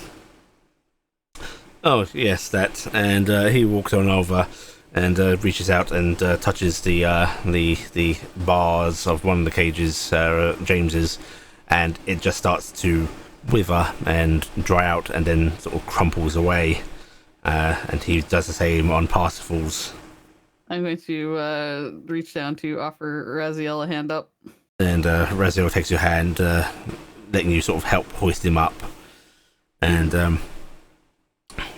Parsifal sort of brushes himself down before he actually gives Oberon a bow and goes, my apologies, Lord Oberon. I will try to keep my lustful tendencies to myself. And everyone goes, no, try to keep your trespasses to yourself. Your lustful tendencies can be taken care of quite easily here. And Parsifal looks very uncomfortable. I think Fair the only enough, way right? to really get it out of his system is if we were to just inundate him with as many nymphs as we can at all times around him. That hardly sounds like a punishment. Yes, not a Yeah. punishment. So, actually, truly keeping me away from such things would hurt me He's dearly. shy. He doesn't like the ladies know he's there. Look how much he's getting blushy about it. It embarrasses him. And his embarrassment shall be his payment for his trespass. I'll have some friends sent to your room. And he smiles, and Parsifal looks crestfallen. Gifted is Valador brought and give a sympathetic look to him, like you are getting off easy. As for the fool, Oh yeah. maybe a night in the library. That might not be bad. Night with some books. And James is very well practiced, so does not reveal the of that, and just frowns. In fact, I expect that you need to read 2 books. 2 whole books. 2 whole books, and I want you to tell me about them, or you will spend another night in the library until you have done so. James has that disgusting noise. Oberon seems to have already lost interest in these two, and is already heading for the stairs and goes, I'll show you to your rooms then. Okay. I'm going to help James up the steps. No. Alright. You're all able to start heading up unless someone wants to stay down here for some reason. Freaky reason. It's a really fun game you can play, James, if you weren't so tired. Jump steps. Well, perhaps you can demonstrate. I will demonstrate. All you do is you throw him up a couple steps and come out. Okay. I'm not that strong. So- I can't carry him. You start jumping up the steps, and he sort of follows behind, watching you go. And as you reach the top, Gifton, you do it. Did the first step. You did the 4 steps. Yeah. Gifton's like, yeah. Top of the stairs, doing the chariots of fire. Yeah. Bravo, well done. Yeah. Then leans a little too far back and goes back down. Back downstairs. Parsifal actually looks a little sick, and it's very clear he's just been watching everybody walk, keeping his eyes on the stairs.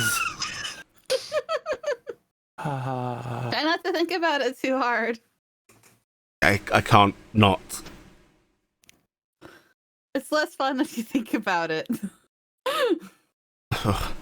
Alright, your room's just behind this curtain. Must keep you near the ballroom, you seem to enjoy it so. Oh, yeah, we should go dancing. I would love a dance with you. Oh, it'd be fun. Then perhaps after you are rested, we shall enjoy a proper day of festivities. And he looks immensely pleased. And he sort of... You notice there are no longer any satyrs here minding the curtains. He himself just pulls it aside and actually gives you a very shallow bow, Gifton, and gestures with his arm. I'm going to give a deep curtsy and thank you, Lord Oberon. It's my pleasure. I hope you will all enjoy your rest.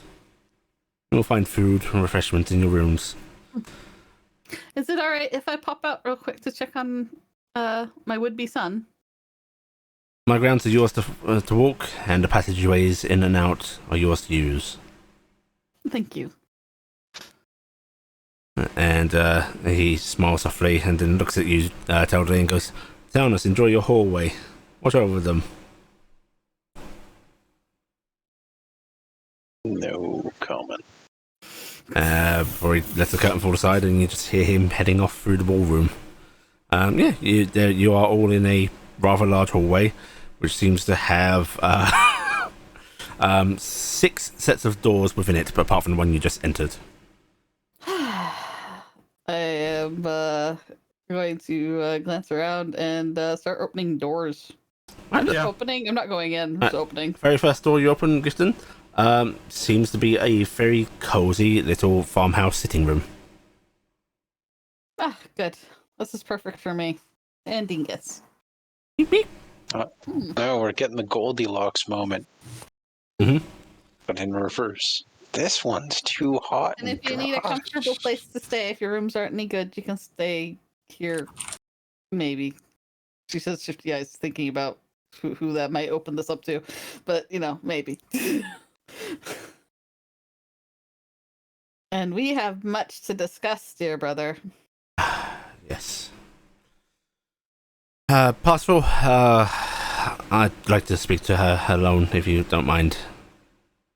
And Parsifal just shrugs and goes, we're already outside of parameters of how we're supposed to behave on this, so feel free, James. And he sort of glances around before looking at you, Carrick, and just going, what kind of performance was that? I'm far more verbose. Yeah. I wasn't expected to get pulled in. You were told you were supposed to do Percival's part. She did. You tell you that. I didn't actually hear that at all. Yeah. And Parsifal just shakes his head and goes, well, you might have something similar to my dashing good looks, but you do not have my superb wit and tongue. And he's actually going to put an arm around his shoulders, Carrick, and go, and I hear you are supposed to have a tavern for a room, so you can make it up to me. I need a drink. Let's go find it. I'm gonna open the next door and see what happens. It If seems they're to be a hunting me, tavern. Dingus, do you want to go with them? There's a tavern. Meet me? Tavern room. He Drinks. sort of eyes you briefly as if, like, not sure if you safe. But you see him leaning his It's head my over brother. towards Carrick. Why don't you go make sure I can get some food? Make sure they don't eat it all. Okay. Head bob, and he'll flip off and suddenly dash onto you, Carrick. He didn't say tell him not to eat it all though. Gonna step on in with the two of them. Let's see what we got in here. Yeah, this looks like every description of a tavern you've ever read. Mm-hmm. Without actually being a tavern. And it's very weird. There are tables, there are mugs on tables, there are chairs about. Some of them look scooted out as someone was just like getting up from them, and you can hear people. You can hear the faint murmur of tavern noise. You can hear mugs being put down. You can hear people having hushed discussions. You can hear people laughing, but it's empty. I'll be right back. It's like there is ambient tavern soundtrack playing. Wow. So who is the elevator room?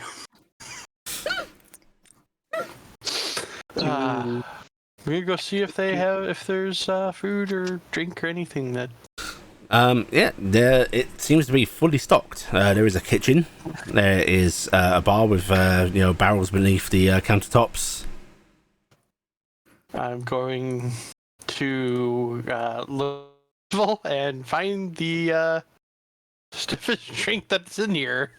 You start going over all of the bottles of drink and such, and the labels look like they have writing on them, but it is just like jumbled letters. Dolores Ipsum. Yeah, it is. It is basically that. Oh God. Okay, gonna pour a drink for Percival. See what comes out. All right, what color are you pouring?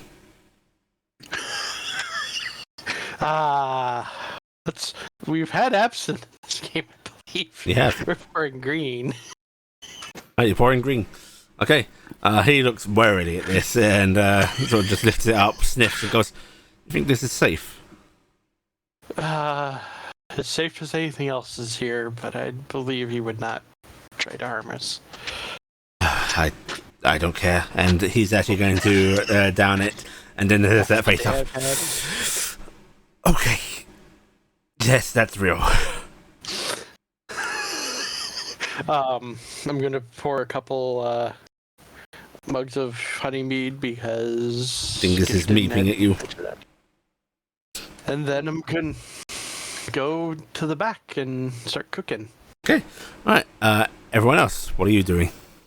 I am yanking Jackson, right Redfield into a room. Yeah, you're putting him in with you. Shaxton, you're opening the door? Yep. Alright, Shaxton. Mm-hmm. What the fuck did you ask for? Dry and warm. That's right, dry and warm. That's it, yep. You open up a door, and this isn't particularly familiar to you. This is a bit of a strange sight. It looks like a squat room that is made out of clay, perhaps. You're not sure. Some kind of muddish compound, but it's very well done. Like, the corners are sharp, the walls are smooth, but you can see the material, and this material is actually worked into the floor and benches and little shelves. It is all one piece. And there is a squat sort of door that looks like it's made out of a dry wood. And there is a recession in the floor that seems to lead down into some more stairs. But the room feels warm. You feel like the warmth's actually coming from the floor itself. So actually venture in and start looking around. You start exploring around, and I want you to give me a history check, please. Like a Pueblo? This is early kobold architecture. Oh. This is really old kobold dwellings. You just don't see this anymore. This is actually when they had architects. Yeah, this is from Standalone Kobold Society. Jax will chuckle slightly at that, and But beneath, there does seem to be not too far from the entranceway. There is another little sort of cutout in the wall where there is a little fire burning that seems to lead to some fluting beneath the floor. Keeps that warm. But if you take the stairs down, they actually go pretty far down into what looks like to be a cold cellar, which is stocked with just raw meats and so on. Jax will smile, nod his head slightly, and then he will actually go back upstairs, and he's going to actually start working on modifying the armor to not need to essentially replace the arm and the leg anymore. Okie dokie. Alright, you're going to do that. Alright, Louis Soir? You going for a door? You're staying in the hallway? You're going to try and intrude in someone else's room?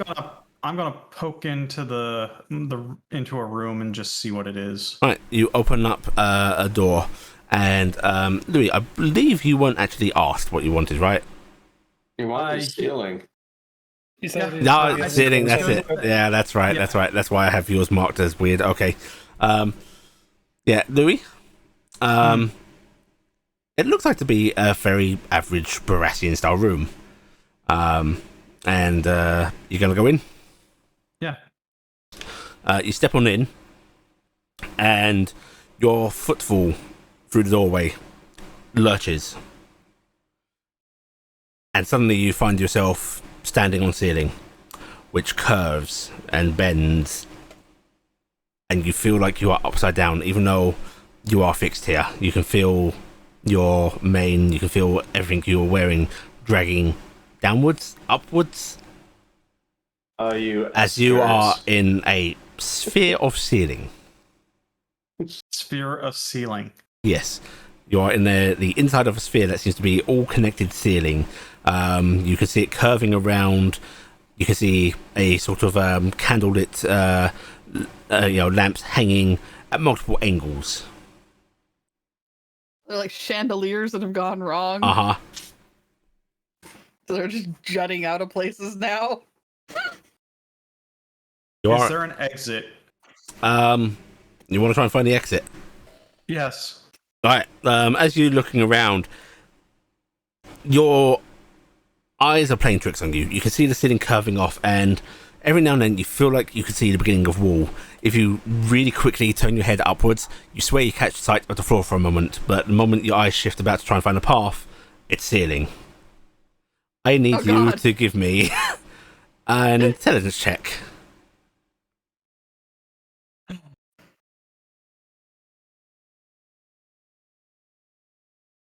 Hey, look at you. Nice. All right. You want to sleep in the hallway. Yeah, you have to like do some real fucking shenanigans with your own perception. You have to like squint quickly. You like use the corner of your vision, glance about to try and even navigate, and it takes you a good 15 minutes to get your way out of the room. You're basically like blindly reaching back, groping, trying to find a wall behind you that doesn't exist the moment you look back or whatever. Corvus. Corvus? Where's this? Corvus. Corvus opens the door. All right, Corvus. You head on inside. I open the door. You open the door.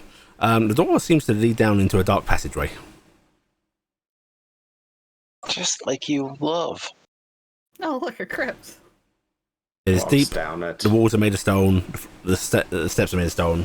And as you head down, you can feel this sort of chill, still air. And you do find yourself in a crypt. A very nice crypt. Very refined. Looks like the sort of crypt you'd see for a nobleman that's actually supposed to be on display. It's clearly one of those ones that's meant for visitation. But there is no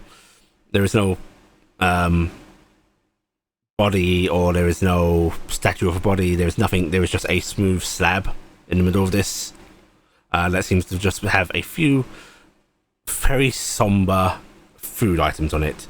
And I don't mean somber as in what you'd find at a funeral and such, just the entire coloration, the demeanor just feels dark.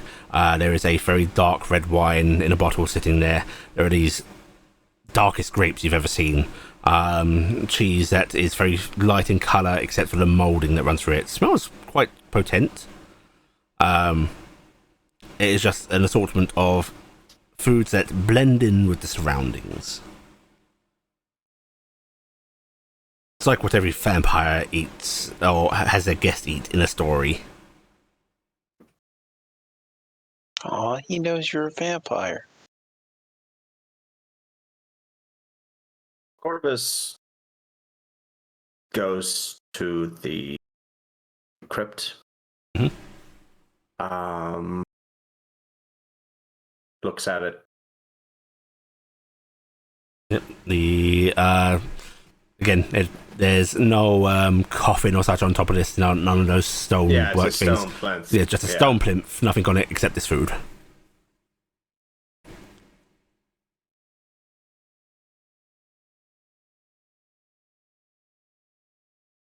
Gonna punch the stone. Just punch Rude. How hard are you punching? hard. Okay, I guess you will take you take 4 points of damage as you smack this stone with your fist, and you can feel your knuckles bloodying. For a moment, you actually feel you may have broken something, but flexing your fingers, no, you're all right.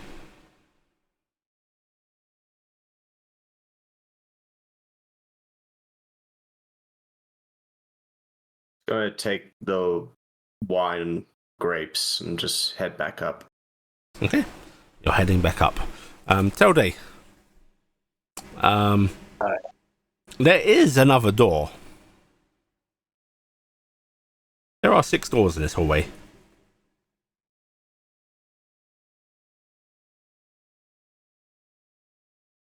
I'm going to watch the others go away, I suppose. Mhm. Shrug and walk over and open the door. You try to open the door and it does not budge. Shrug, You stand in front of it. There you go. You have found your room. You are granted your hallway. Okay. I didn't ask for this.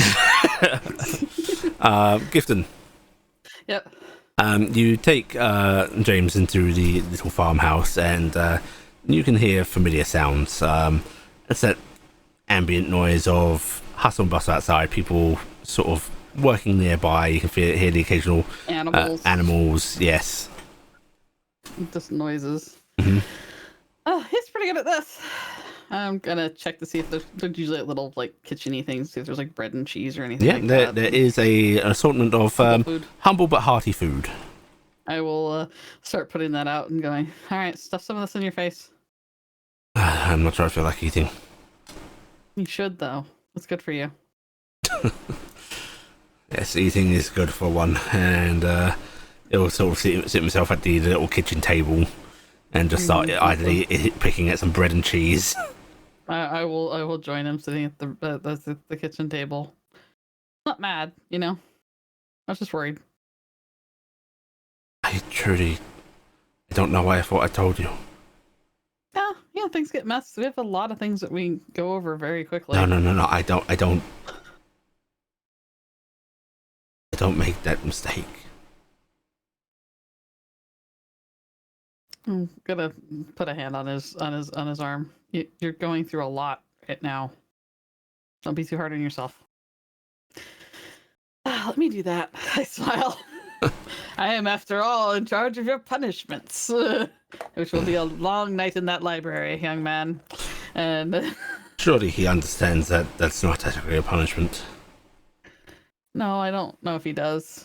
Maybe. I mean, it is boring to him, right? It's very hard to tell. I'm actually convinced that library might not have actual books in it.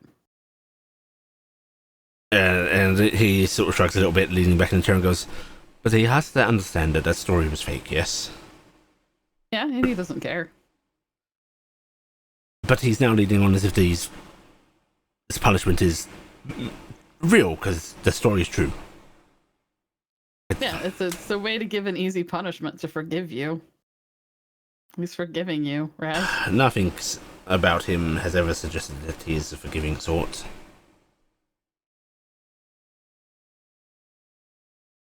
Yeah, maybe something's making him change. I mean, a lot of the Fae are changing ever since the spires went up, so maybe it's influencing him. Perhaps. But so I was trying to get a hold of you when we went back to Beacon. Flock of Angels, that was the thing.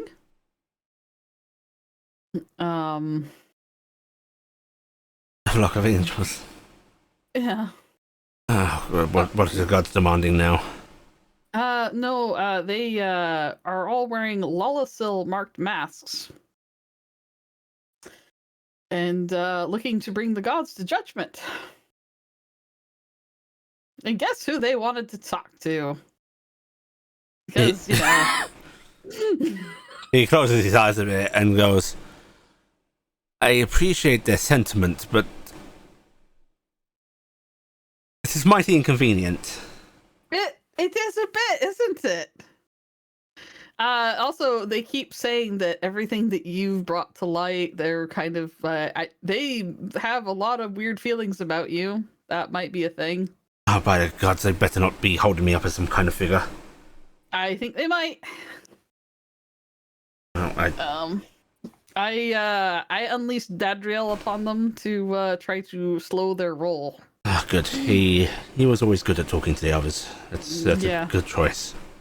Yeah, so I felt like it might be a good move because I think of anybody, he's the best one to try and talk them into the, hey, killing the gods isn't necessarily the best next leap, right? Wait, they're actually talking about killing them. Yeah. Well, I mean, they were talking about imprisoning them or killing them or anything like that. Gods.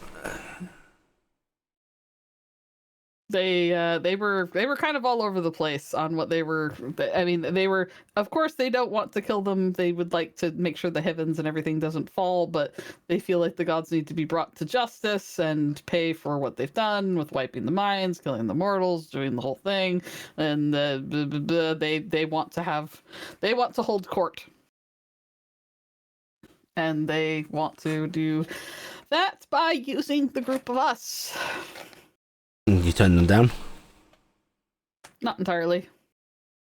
Oh, you can't be seriously considering going on that foolishness. That I'm not saying no, but I'm not saying yes. They did give us some intel. We know what the God meeting's about. Oh, well, at least they have some use. The gods are deciding to kill Morgani or not. They can't. They have a thing where they cannot directly attack Morgani because of something I guess they did. You're probably aware of? Yes, the compact they made after. There's a loophole. If they transfer a bunch of their power and empower some mortals, they can make some mortals do it. That would involve them giving up power, though, which apparently they're willing or interested in doing, and they were going to tell us that we will burn up if we have the power for too long, because it's far too dangerous for mortals to have, and the angels want us to just not let go. He frowns at it and goes, a good little lie, except they're well aware of your association with me and the fact that I could tell you that that's not true. But would you tell us? That's the thing. Or that sort of like maybe they're banking on that you wouldn't for your father's sake. Bet my father would be having a word with me soon enough. So anyway, the angels have come to entice us into holding on to such powers so that way the gods would be weakened enough that they could hold court and possibly imprison some of them for a duration. But I don't really know if that's sane because eventually they're going to break out. So Yeah, he actually seems to be thinking again now, sort of pulling out of the sullen mood a bit, as if something's intriguing him. And he goes, I still think their idea is foolish. They are gods.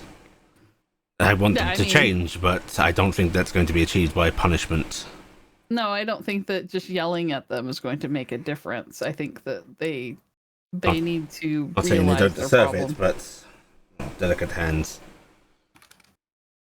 Mm-hmm. But, well, I'm not saying to go along with their thing. If the gods are going to give you some of their power, we could use that. I guess. I mean, that's the thing, is we can at least use this information for our own. But I did affirm to those angels that if the time came and the gods were going to smite Wait, you're not going to kill mankind- Morgani, are you? No, I don't want to. Carrick is very adamant he wants to save Morgani. Can't believe they've given up on her already. Actually, no, I suppose I should not be surprised. I mean, are we really sure we're gonna say that? Yeah, no, I still need to apparently rethink my they thoughts on them. are losing their fights right now in their own heavens versus Morgani. She has become very powerful in her rage, and they are leaning on Hea to defend them right now, according to the angels.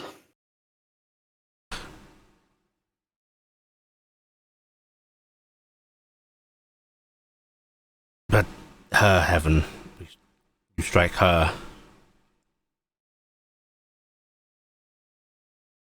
What? Her heaven, if you strike at her, then I know it falls, and I motion. This happens again, right? yes.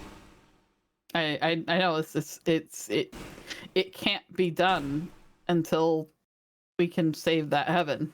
Or we say Right. screw the gods' plan and we use their power to take out the first dragons. Yeah, that too. That's also a good plan.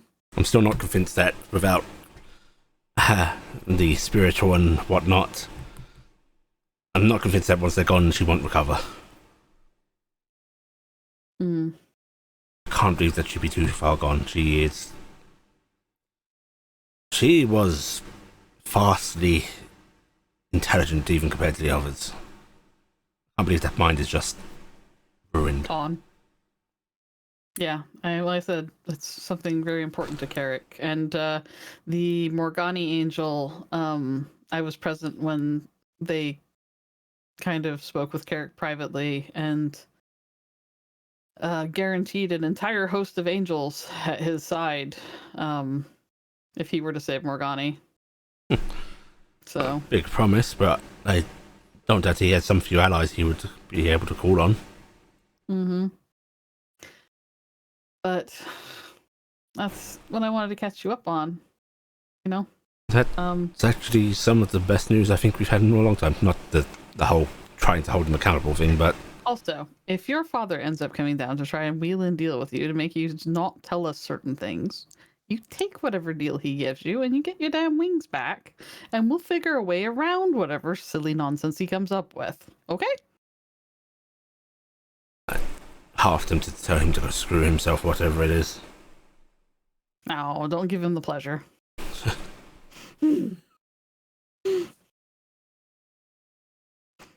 Besides, it's I think we might actually be a little ahead of the game for a change, you know? I don't think we're on the back foot. That's a nice sensation. Yeah. Oh, I did find the armory, by the way. Oh, cool. Where is it? That's a little tricky to describe here. I know how to get us there. I know the way to walk. I actually have a pretty good idea how to get there. Oh, my passage here was a little pointless, I suppose. No, you were trying to save me from having to come at all, I think. Oh, also, we got this weird thing out of Dingus's land. By the way, Dingus, say Lord now. Giving him a weird look. Like, I'm going to file that away to process later. Yeah, also, he's a full dragon now, and he turned me into a pseudo dragon. That was a whole nother thing. You look very good for a pseudo dragon. I'm going to swap it in the pseudo dragon form and just meep at him. Oh, When this is all said and done, I have a job for you as a familiar if you so want. Head Bob. Get back out of screwdriver. Anyway, they found a machine. It's like about this big, and it's got a weird little dial on it or something with little notches. And anyway, it makes things vibrate like metal things, and it makes them liquid and then gas. But they found out you could like direct it into like a small beam and stuff like that. It went through everything we put down there, even magic metal. It went right through it. It's crazy.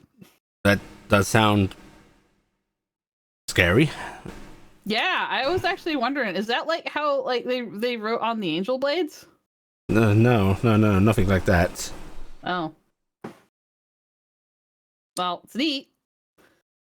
I'll have to take a look at that at some point.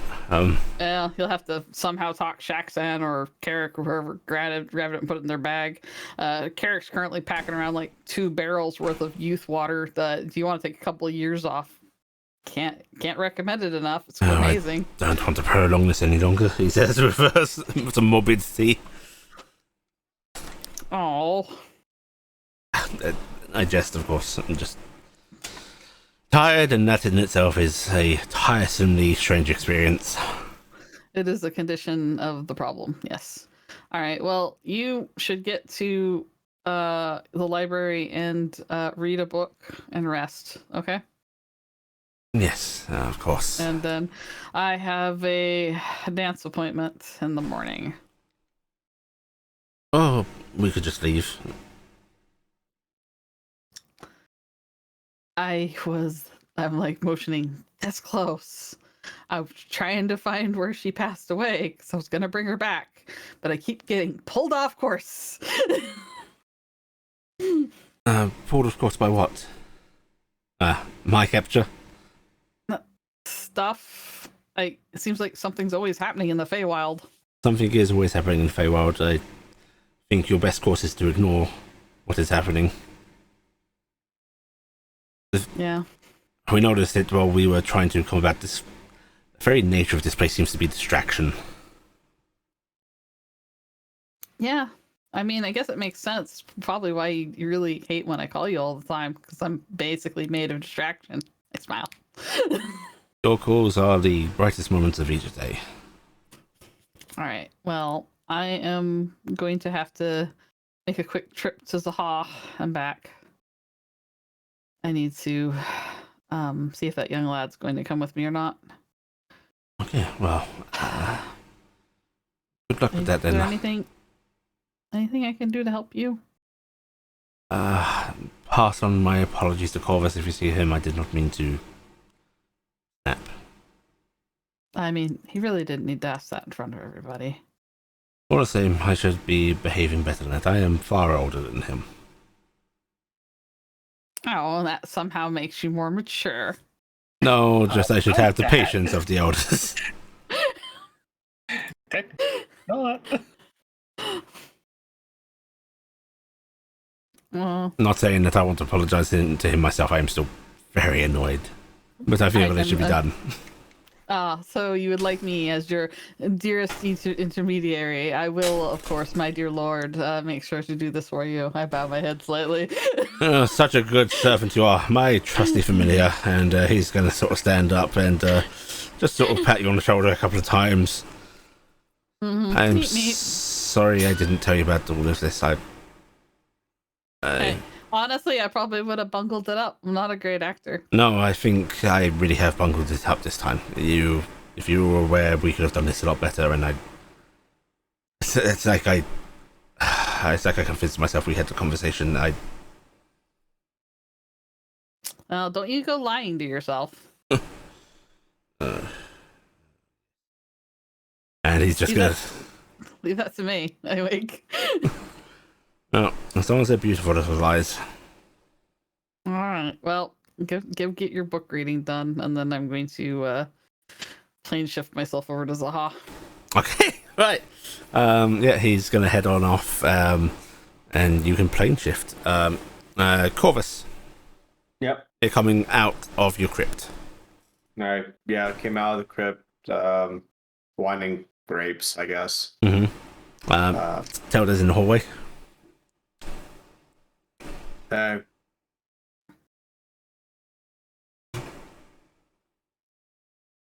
Are you already out, Telda? Hello? What? Oh, good God. Can't ever tell if you're sleeping or just standing I am not. awake. Ah.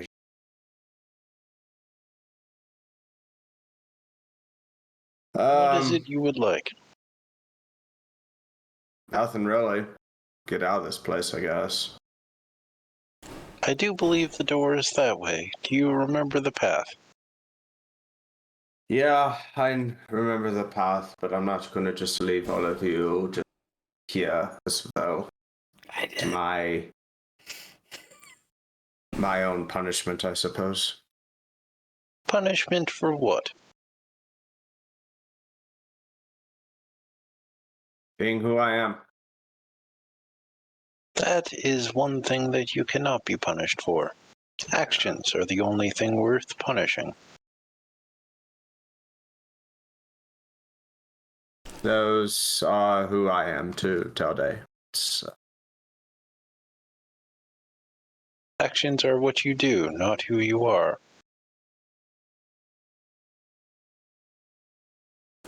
Yeah, I suppose you're right. About this time, Louis is going to come through the doorway to his room, looking a little dishevelled. Too much fun with your ceiling? It's all ceiling. You did request. A room of ceiling. It's You did not think ceiling. I should have worded what I was requesting a little bit better. It is But that is a bit of Feywild. mayhem.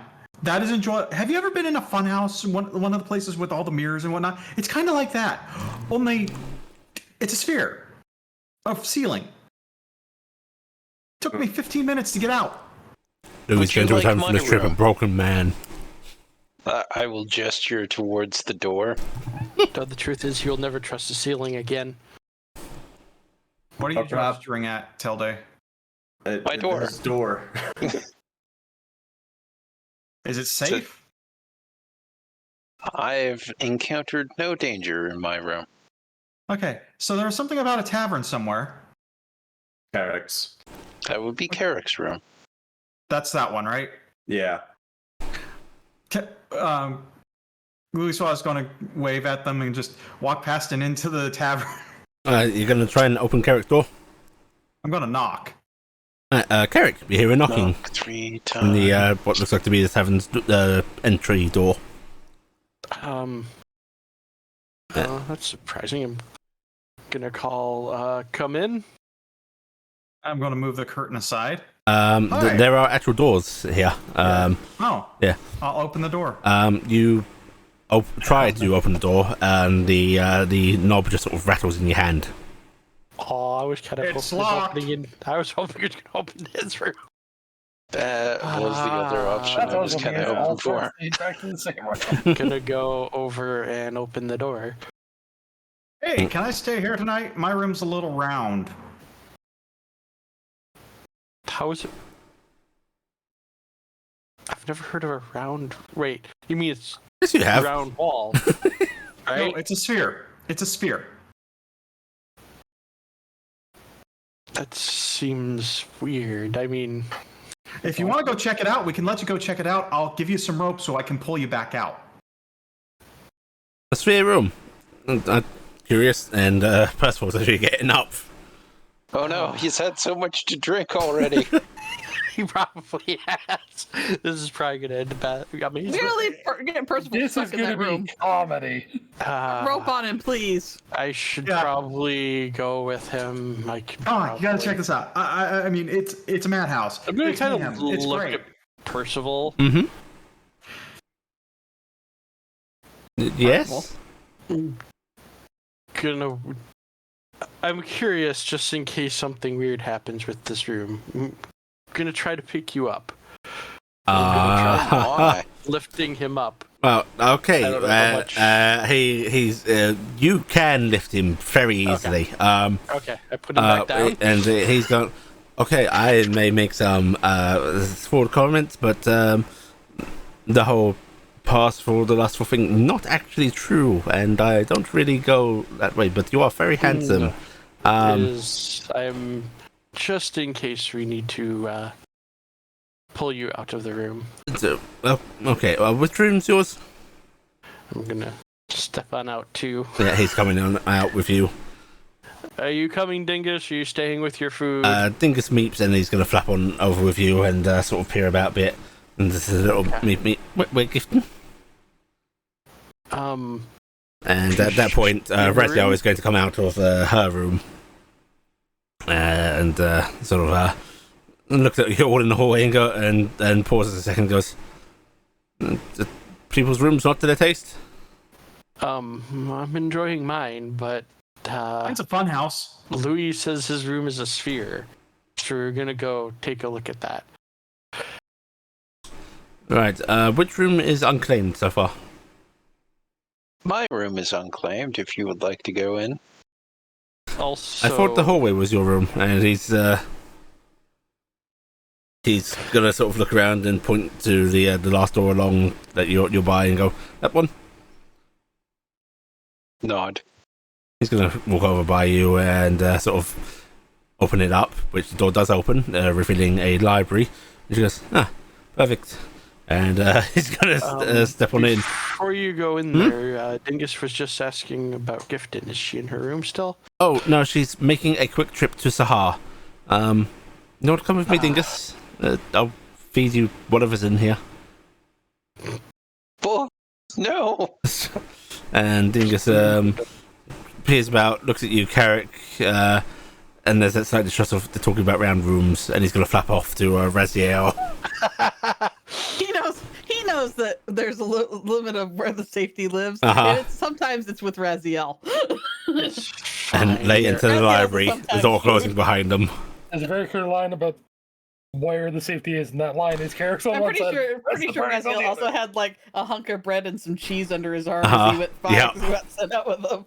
Meanwhile, Parsifal was He actually still moving assumed- by people and heading up to your door, Louis, and he's just pointing like, this one? Yeah, let me get some rope first. Yes, good idea.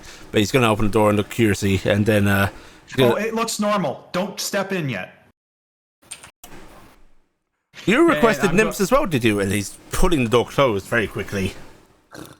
No. Like behind him or in front of him? No, he stayed in the hallway and closing the door. No, I didn't. But But there's a bathhouse in You there. have found your room. there's a bathhouse in there. I'm going to open the door and take a look inside again. There's that room. Get on the floor. Your room that looks so normal. I'm holding the door open. Does this look like the nymph room? No. I think if someone's not in it, it may turn unclaimed. I do believe it has to do with who is attempting to open the door. Ooh. If there's nobody inside, then it's not claimed, so it changes to who it is. Yes. Parsifal's gonna move over and try and open the door Raziel went into, and it just rattles on opening. What doors? Just That start means there's kinda someone in there. tagging through what? So there's. So if you go over my door Gifton right is now, you no move it. longer in hers, then that room would be open. There should So- be at least 2 doors not being used right now. Well, 2 that nobody's entered. Right? Because you have, or have There's you like opened? 4, because you. All of them have been Telde- entered at this point. Oh, okay. Well, that's what I was trying to figure out because There were we're- 6 doors unused when you came into this hallway. You've got the door you came in through from the room, and then 3 doors on each side, ending with a blank wall at the hallway's end. Interesting. Oh, I'm actually still tying up rope of it and handing it to Percival. You want to go in and check it out? Oh, God, no, I'm not putting myself into some risky situation. I was just curious to see what magic was at work. Would you go in? No. Took me 15 minutes to get back out. Go in. Show Percival what Push it's like. him in. Carrick's gonna go in. Okay, Carrick. Yes. You step on in, and yeah, oh god. You are on a ceiling. It's all ceiling, and yet you can make out there are multiple bits of your perception at conflict here. You are able to sense the actual layout of the room, which is just normal, although it is actually flipped upside down. The room as it appears from the outside is not the way it was. The ceiling actually is the floor, but the doorway does not meet the floor, which is the ceiling. It's sort of more halfway down, so you can clamber through it. Okay. It's actually rather mundane if flipped over, but the actual illusionary work here is incredibly disorientating, and that is what you are physically seeing. Okay. I can never think of word. Blind. Where's my sight? Your blind sight. You have blind sight. I sight. have true Yes. sight. Is my blind sight coming up? The with blind sight anything is that's- the blind sight is what is telling you the actual shape of this room. Okay. I'm gonna head back towards the door, or attempt to. Okay. You start heading back towards the door pretty easily, and that's when it becomes a little alarming as your blind sight suddenly seems to fizzle and become immensely more unreliable, as if the room has gone, wait, he's navigating very easily. So the room starts adjusting. So it's like changing itself to mess you up. And the room is actually now physically warping its properties. Okay. I am going to try to find my way out. Okay. I'm tossing him a rope. Yeah, you are. What was that? Yeah, you are. I don't see a rope, do I? No, you do not. I didn't think so. What do I roll? You may do me an intelligence check. You can have advantage on this because your senses are giving you an advantage, even though if they are being fucked with. Okay, you are able to stumble your way to the doorway in not too long a time. That's some interesting magic. Oh, that is mayhem, isn't it? Well, Probably great watching it from the doorway. It just looks like he is stumbling about. By the way, you all see him on the floor, orientated correctly to you, just stumbling about. Started messing with my senses after I started navigating through it, like it knew what I had and could do. Yeah, it started to do that to me. The closer I got to the closer I got to the door, the more it fought. I wonder what it would do to your vision, Corvus.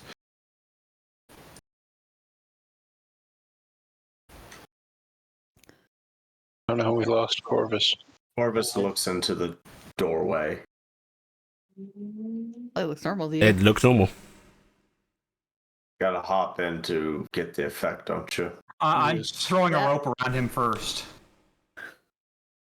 Oh my. Meanwhile, Parsifal finishes muttering a spell and seems satisfied as he is floating.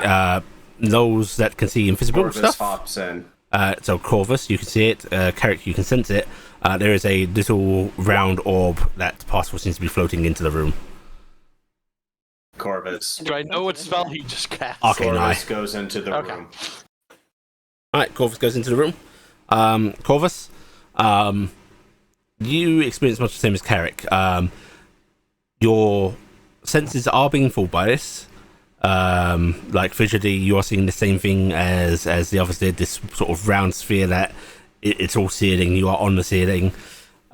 You, however, can see an almost after image of the room's actual shape. Sometimes it's even more confusing because it seems to be intersecting at points. It's like fuzzy second image. It's probably as bad as probably what you think it is. It's all kind of just everywhere. I had enough of this. Right. Pulling him out. Yeah. Okay. You are yanked forward, Corvus, towards the door, and you're pulled out without incident. Alright. Well, that was nice and all, but This is horrible, Parsifal says. You Is, can make a is fortune this- selling this as a. This doing the is- same to your Hang on. spell? And he's actually going to turn aside and he's going to throw up. Ah, Why was I drunk when I did this? Yeah. I mean, depending on how drunk you are, you might have been seeing this And after he's thrown up, he just sort of stays leaned over for a bit, one arm against the wall. Orvis puts his hand on his back, lesser restoration. Have fun. Thank you. Oh, I'm gonna take a walk. I'm just gonna wander. Gonna clean up the place. you're Eric's a good guest. going to wander around the Feywild. Do be careful. Not necessarily the Feywild, just this place, I guess. I don't know. Whatever. I just want to do something. I think I am going to. No, I don't want to go into the nymph room. You might not, but it sounds interesting. If you would like me to open the door for you to go into, you are more than welcome. Yes, please. Certainly. And Louis actually has a lecherous smile on his face. oh, mighty heroes! And he is going to open up a door, and yet there is what looks like to be a indoor spring. Louis, Out of curiosity, from where Jack's been working, could he have heard just the hustle and bustle? you hear nothing. Ah, even better. Eric's gonna peer over their shoulders. Naked called fey that? figures Nymphs are different. splashing about in the water, I guess which they are different. look very, very attractive, unnaturally so. Like there's more than just a physical appearance pulling your eye. You heading on in, Louis? I don't know if I can get back out because it's his room. You'd like to face the danger, right? That's not what I asked you. Are you heading in? No, that's the thing that's going through Louis' mind. Well, if I die here, I come back here. Well, I mean, you did see. No, Louis going in. You did see James come out of my room without my help, Mhm. so. Alright, well, we're fading to black on Louis. Hi, Blake. The Temporarily hear a cry of help, Couple and then constitution checks every now and again. the nymphs will entertain you all night long. oh You my! will not rest. You will not rest, for sure. Yes, Parsifal says you're going to look over you, Carrick, and go, can I beg asylum? Yes. Gonna head back over to one of the doors that isn't occupied and open the door. Okay, there's your tavern. After you. And he's going to head on in. Have a good Basically evening, the best everyone. asylum. Unless anyone else wishes to join, I think I am going to find an empty bed in there and fall asleep. Turns out no beds, all tails. I mean, probably slept on worse. Table is a bed. I think everyone at this point is just Telday. Oh yeah, Corvus is Jack's wandering. started Yeah, his just room, Yeah. Corvus is wandering. Yep. Louise is saying Raziel's in Okay. the library. Gonna. Raziel's in his safe place. Honestly, if we could just leave him there for the No, rest of the Raziel's very campaign. angry right now because all of the books have Lorem Ipsum in them. What? Wait, the books have what? Lorem Ipsum. More Ipsum is what they Oh. use in newspapers, that sort of thing, for just like Fake the layout text. text. Ah, Fake text. He's like, there was time now. There was. So it's garbage.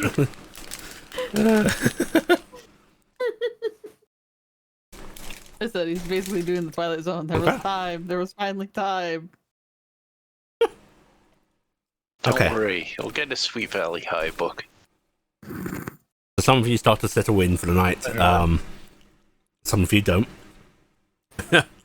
Mhm. I'll leave him away. Corvus, are you wondering just idle sort of look about? Are you trying to find Yeah. something in particular, or is I'm this not just trying to find something, just trying to do something. okay? Yeah, Just walk and think.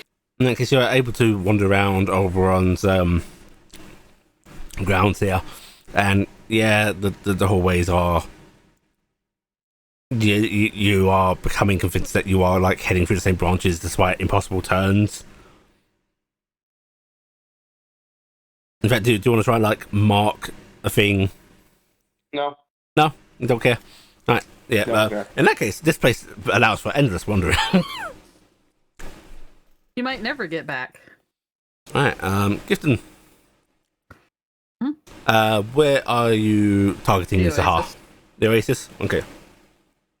By the Sphinx Temple. You arrive at the Oasis, and in scant time that it's been since you were last here, it seems a little more structured. There are buildings, you can hear the sort of crackling of fire as it's nighttime in Sahar right now, so lively.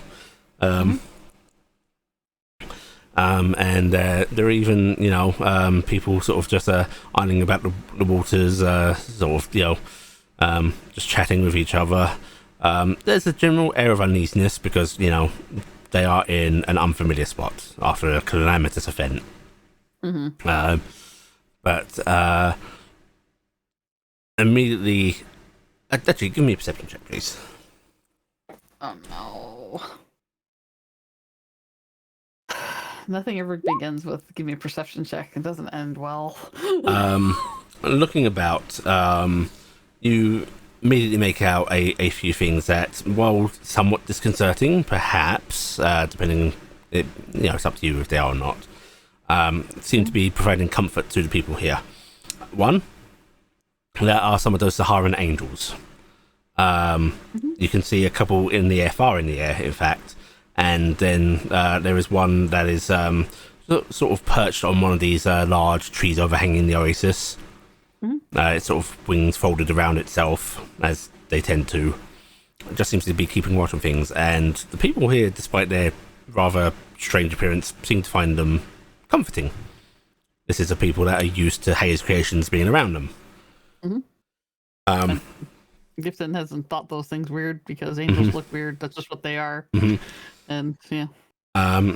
Two, there is what looks to be a larger rock formation than you remember being here.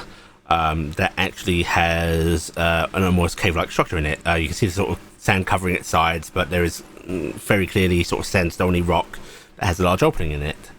That you actually see a couple of people coming out of, carrying large trays of food. That's neat. Yeah, and as you're sort of taking all of this in, you actually hear a little sort of clearing of throat behind you as Hayer's voice comes up and goes, hello. Yeah. I'm gonna kind of move it for a hug. And she'll embrace you, and she looks bigger. I kind of have a moment of go. Did I not grow up enough? Because I feel like I didn't grow up enough. Did you get bigger, young lady? Bit more localized faith here. Oh, And she looks like she's in her late teens at this point. it looks good on you. And My daughter, she smiles. She's always shiny and beautiful. Well, I mean, you're always shiny and beautiful, but you're blossoming. I'm shiny? Yes, your horns. Oh, I guess. It's reflecting in the sun very nicely. Well, it's really nice to see you. I didn't expect you. Everything okay? I was supposed to check in on the kid, and I also wanted to let you know. I hope everything's okay. I let those angels in, so. Yes, I did feel that faltering. And I saw one of yours show up. I hope you don't mind me. No, I nod. I'm thankful. Thank you. It's been told to keep its distance and not to interfere. No, but that's fine. Yeah. I've been hearing about you are defending the other gods. Yes, it's why I'm only somewhat here. Hmm. It's intense. I will say that. I've been hearing that. I made a promise about the little one though, and I wanted to make good on it. You know, you and me are, I think, a bit split in a couple different ways right now. They've been asking after you. Are they? Are they? Yeah. Well, if they'd like to, there's room in my family for them. I think they Oh. want to talk to you first. They've had it explained to them, and Saharans are no strangers to being adopted into other families if need be. Mhm. But I don't think they quite understand what you are or your culture, how it's different. Gives and nods. That's probably a bit of that. I hope your angel got you caught up on what that meeting was about. If not, we'll need to have a talk at some point. It's being relayed, and she's sort of glancing over to the others. I'm The hoping that Dadriel's still safe after that. he seems to be fine. I trust you to keep an eye on everything. Trying, they're very hard to follow. Those angels? Yes. I think they don't want to be followed right now. They're probably a bit worried. You know? One of them is very good at masking where they are. I'm assuming the Mirrors? I'm guessing, but it's very hard to tell, so probably yes. Most likely, or maybe it's one of the Morganis, who knows. Anyway, should I take you to them? Raziel got himself trapped in the Feywild, and I'm fixing that. Do you need my help? No, don't worry about that. I'm doing very gentle touches. I've just I've just had to have him play the part of the fool because he tried to barge into something and upset some people. Gonna get that figured out. He is a bit, so. Yes, he is a bit. So he's unfortunately being punished by me right now. I'm forcing him to spend the night in a library because he's such a bad boy. There's a sort of a concerned look on her face as she sort of starts about things and go, this isn't a weird, like, thing. What? Libraries are awful. That's what the Fae think. No, so just the way you said adorable. bad boy. I've heard you and Cared like that, and yeah. No, you don't like that naughty talk. No, it's strange.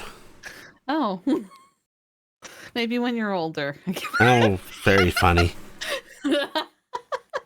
All right, let's go talk to this child really quick because I need to get back to my crazed Fae cousins that think I'm Titania. You've told them you're not, though. I have. They keep forgetting. They're not all there. This is why you don't let angels hit the ground with their heaven the way they did. Yes. God, that is.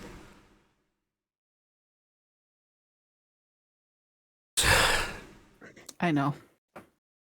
We gotta find a way. I've been wondering if I could hold it up myself. Look what it did to poor Ilan when he tried to save Lawlessils. I mean, you diminish yourself. The thing is, though, he was holding his own, and I don't do that. My heaven is. It's just there. I don't know. I'm just worried. There's got to be a way to brace it, though. It's got to be a way to. I mean, ideally, we don't need to make that happen anyway. We just need to find a way to neutralize her in a calm, sedative-like way where she can nap for a through billion eons. Well, let's go see this child and not think about such troubling things. She nods a bit before she sort of starts. Happy fates, happy children, happy futures, right? If only that was all there was. And she sort of smiles softly. Mm-hmm. And yeah, she'll start to lead you over to one of the sort of huts that has been formed out of the ground here. Mm-hmm. And taking you in, there is a small gathering in here. There's a mix of drow, duragar, and lizard folk in here. A whole lot of the men seem to be in here. A couple of drow women as well, who are currently just, trying to keep some kids distracted. It looks like there is a little bit of a communal story going on here. A few of them sitting in a circle, and there's an odd note of familiarity, as if it's echoing the events of the day, as they seem to be taking turns in adding to a story. Mm-hmm. And the adults seem to sort of lead it in line before encouraging the kids to put in their own part. And they're having to carry a lot of the weight here because a couple of kids don't seem particularly enthusiastic about this. I mean, it might be some kids that were from the modern time that just don't catch on, right? Mm-hmm. Yeah, and you do see the kids that you rescued.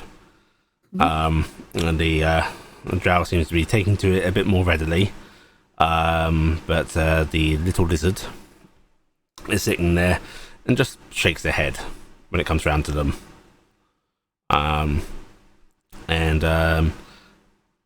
He hangs by the door and just sort of nods for you to head on in. I'm gonna come up slowly behind them as they're shaking their head. And as he sat there watching everyone else tell the story, a stranger came up behind him and grabbed him about the shoulders and grabbed by the shoulders. There is a little lizard-like squeak that happens. And the story got very confused and went to someone else. And the drow male man that's sitting sort of nearby you just sort of smiles softly as he picks up the story. But the lizard sort of turns in your grasp to look at you, his eyes widening a little bit, and just a sort of, it's you. Yes, I said I'd come back in a few days. Let's check with you. Are you doing okay here? Yes, please. I'll offer my hand. And they take your hand, and you are able to sort of lead them. Do you want to lead them outside? Do you try and take them separate in here? There's not a whole lot of space in here. I'll take them outside. Yeah. I'm not going to try and have us talk over the story. Yeah, you lead them outside, and you open the door, and Pei doesn't seem to be there anymore. But in my heart, I know she's there. And you lead them away from the sort of sound of the hut. It's not hard to find a quiet place here, as you just head off into the sands a little bit, and they're quiet, following along with you. It's a lovely place. It's nice, yes. The food smells good. The food is very nice, yes. The people are a bit strange, though, right? They are very strange. But you are strange too, but they shouldn't be. I'm strange because I'm strange. They're strange because... They don't act right. Because they're not from here, but they're from here, and it makes it all weird, huh? He just nods a little bit. Well, you can come with me if you want, but it will be very strange. You will have lots of brothers and sisters. And he rubs his arm a bit as he sort of glances back towards the little village that's popping up here, and just goes, I don't know. I don't like how they are. Some of my kind are trying to act as if they are my family. They are not.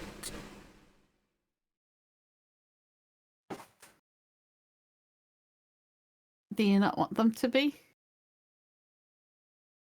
Don't like how they presume. You don't like how they just presume that they could be without checking with you, right? He nods a bit. How old are you? I kind of tilt my head, like expecting a child this verbose to know how old they are. Second. Rolling some dice, aren't you? I've got to double check the lizard folk lifespan. Okay, yeah, relatively. Right. He just goes. I would have turned 9 summers soon. Quite a bit of an adult then. I say, smile with a smile. I helped with the chores. Mostly grown. For my kind, yes. I would be an adult in no few years. Mm-hmm.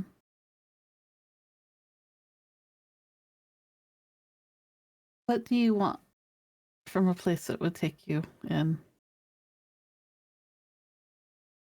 I could take you anywhere to anyone.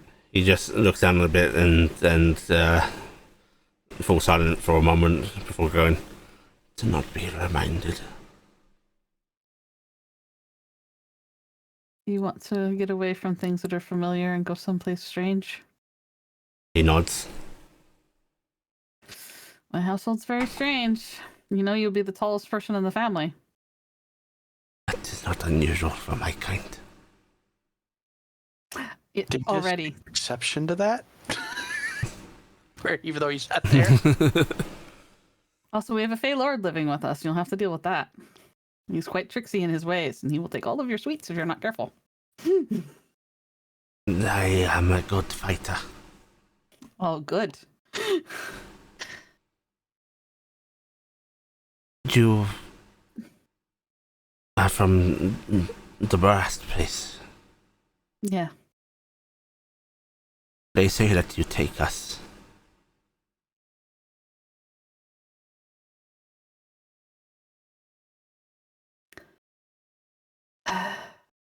I don't know much about that.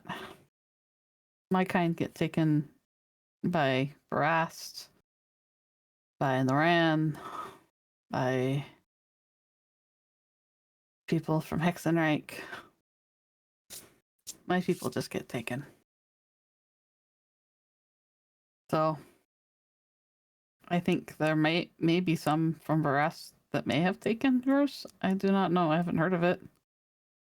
I would think that, I kind of smile, your kind is far too big and strong to be taken, but that is my mindset. He shakes his head a little bit. No one is safe, no matter how big or strong. Not when they have guns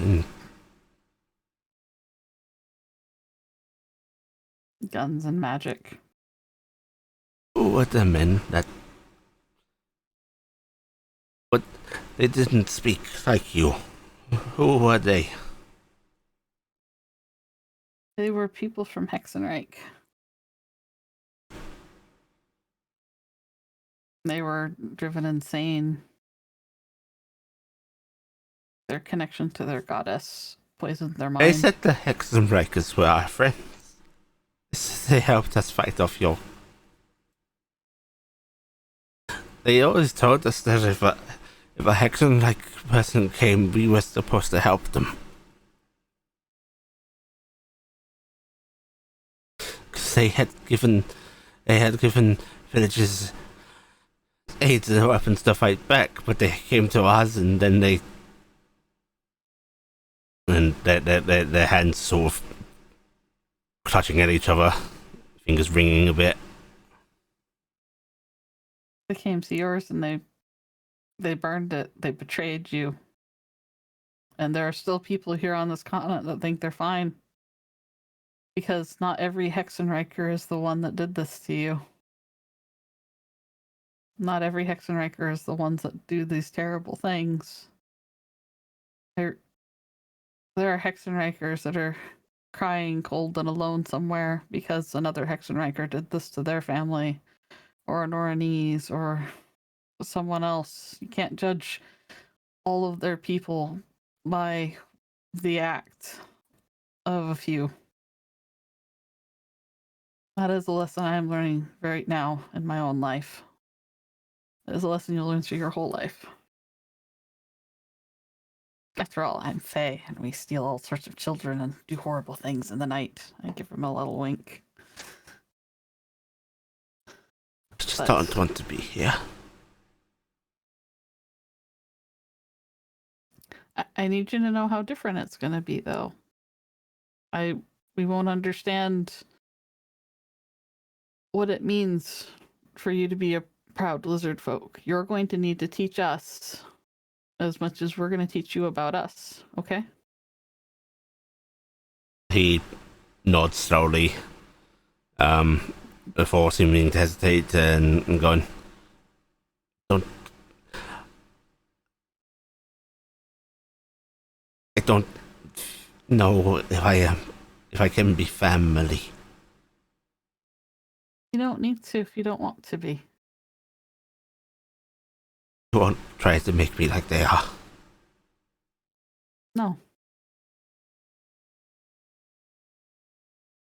Then I would like to go with you. I can help and work. I can.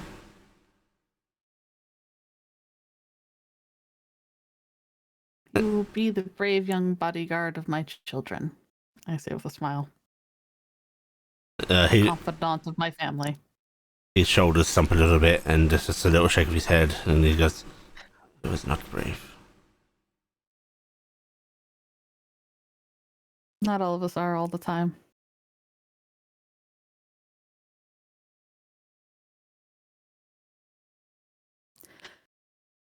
I ran in a panic when they burned my family's house down. I went crying for my parents.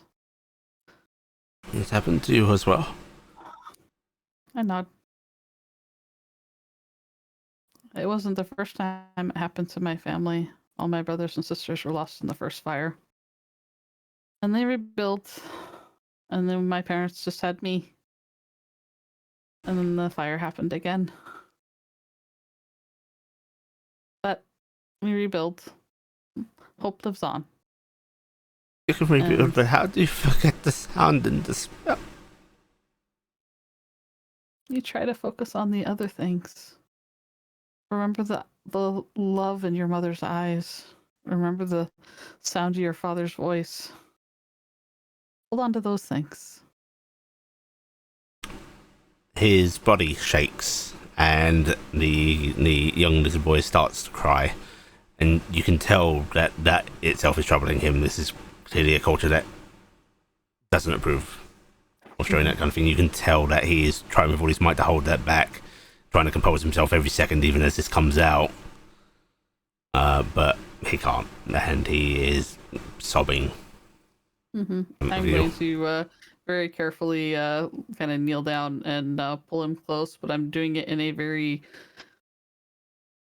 not overly motherling way because I'm trying to hold myself back from that because I can tell that would make it worse. Yeah. Right. And I'm just gonna pull it in and go, let out the anguish. Let it out. Don't let it tear at you from the inside. It is all right to grieve if it doesn't tear you down in front of everyone. And as you hold him, he doesn't grasp you back in return. He just stands there, letting it all out. And after what feels like an age, the sobs just turn to silent shakes, and then even that starts to subside, and soon enough you just hear his tired, cracked voice just saying, "I want to leave this place." And I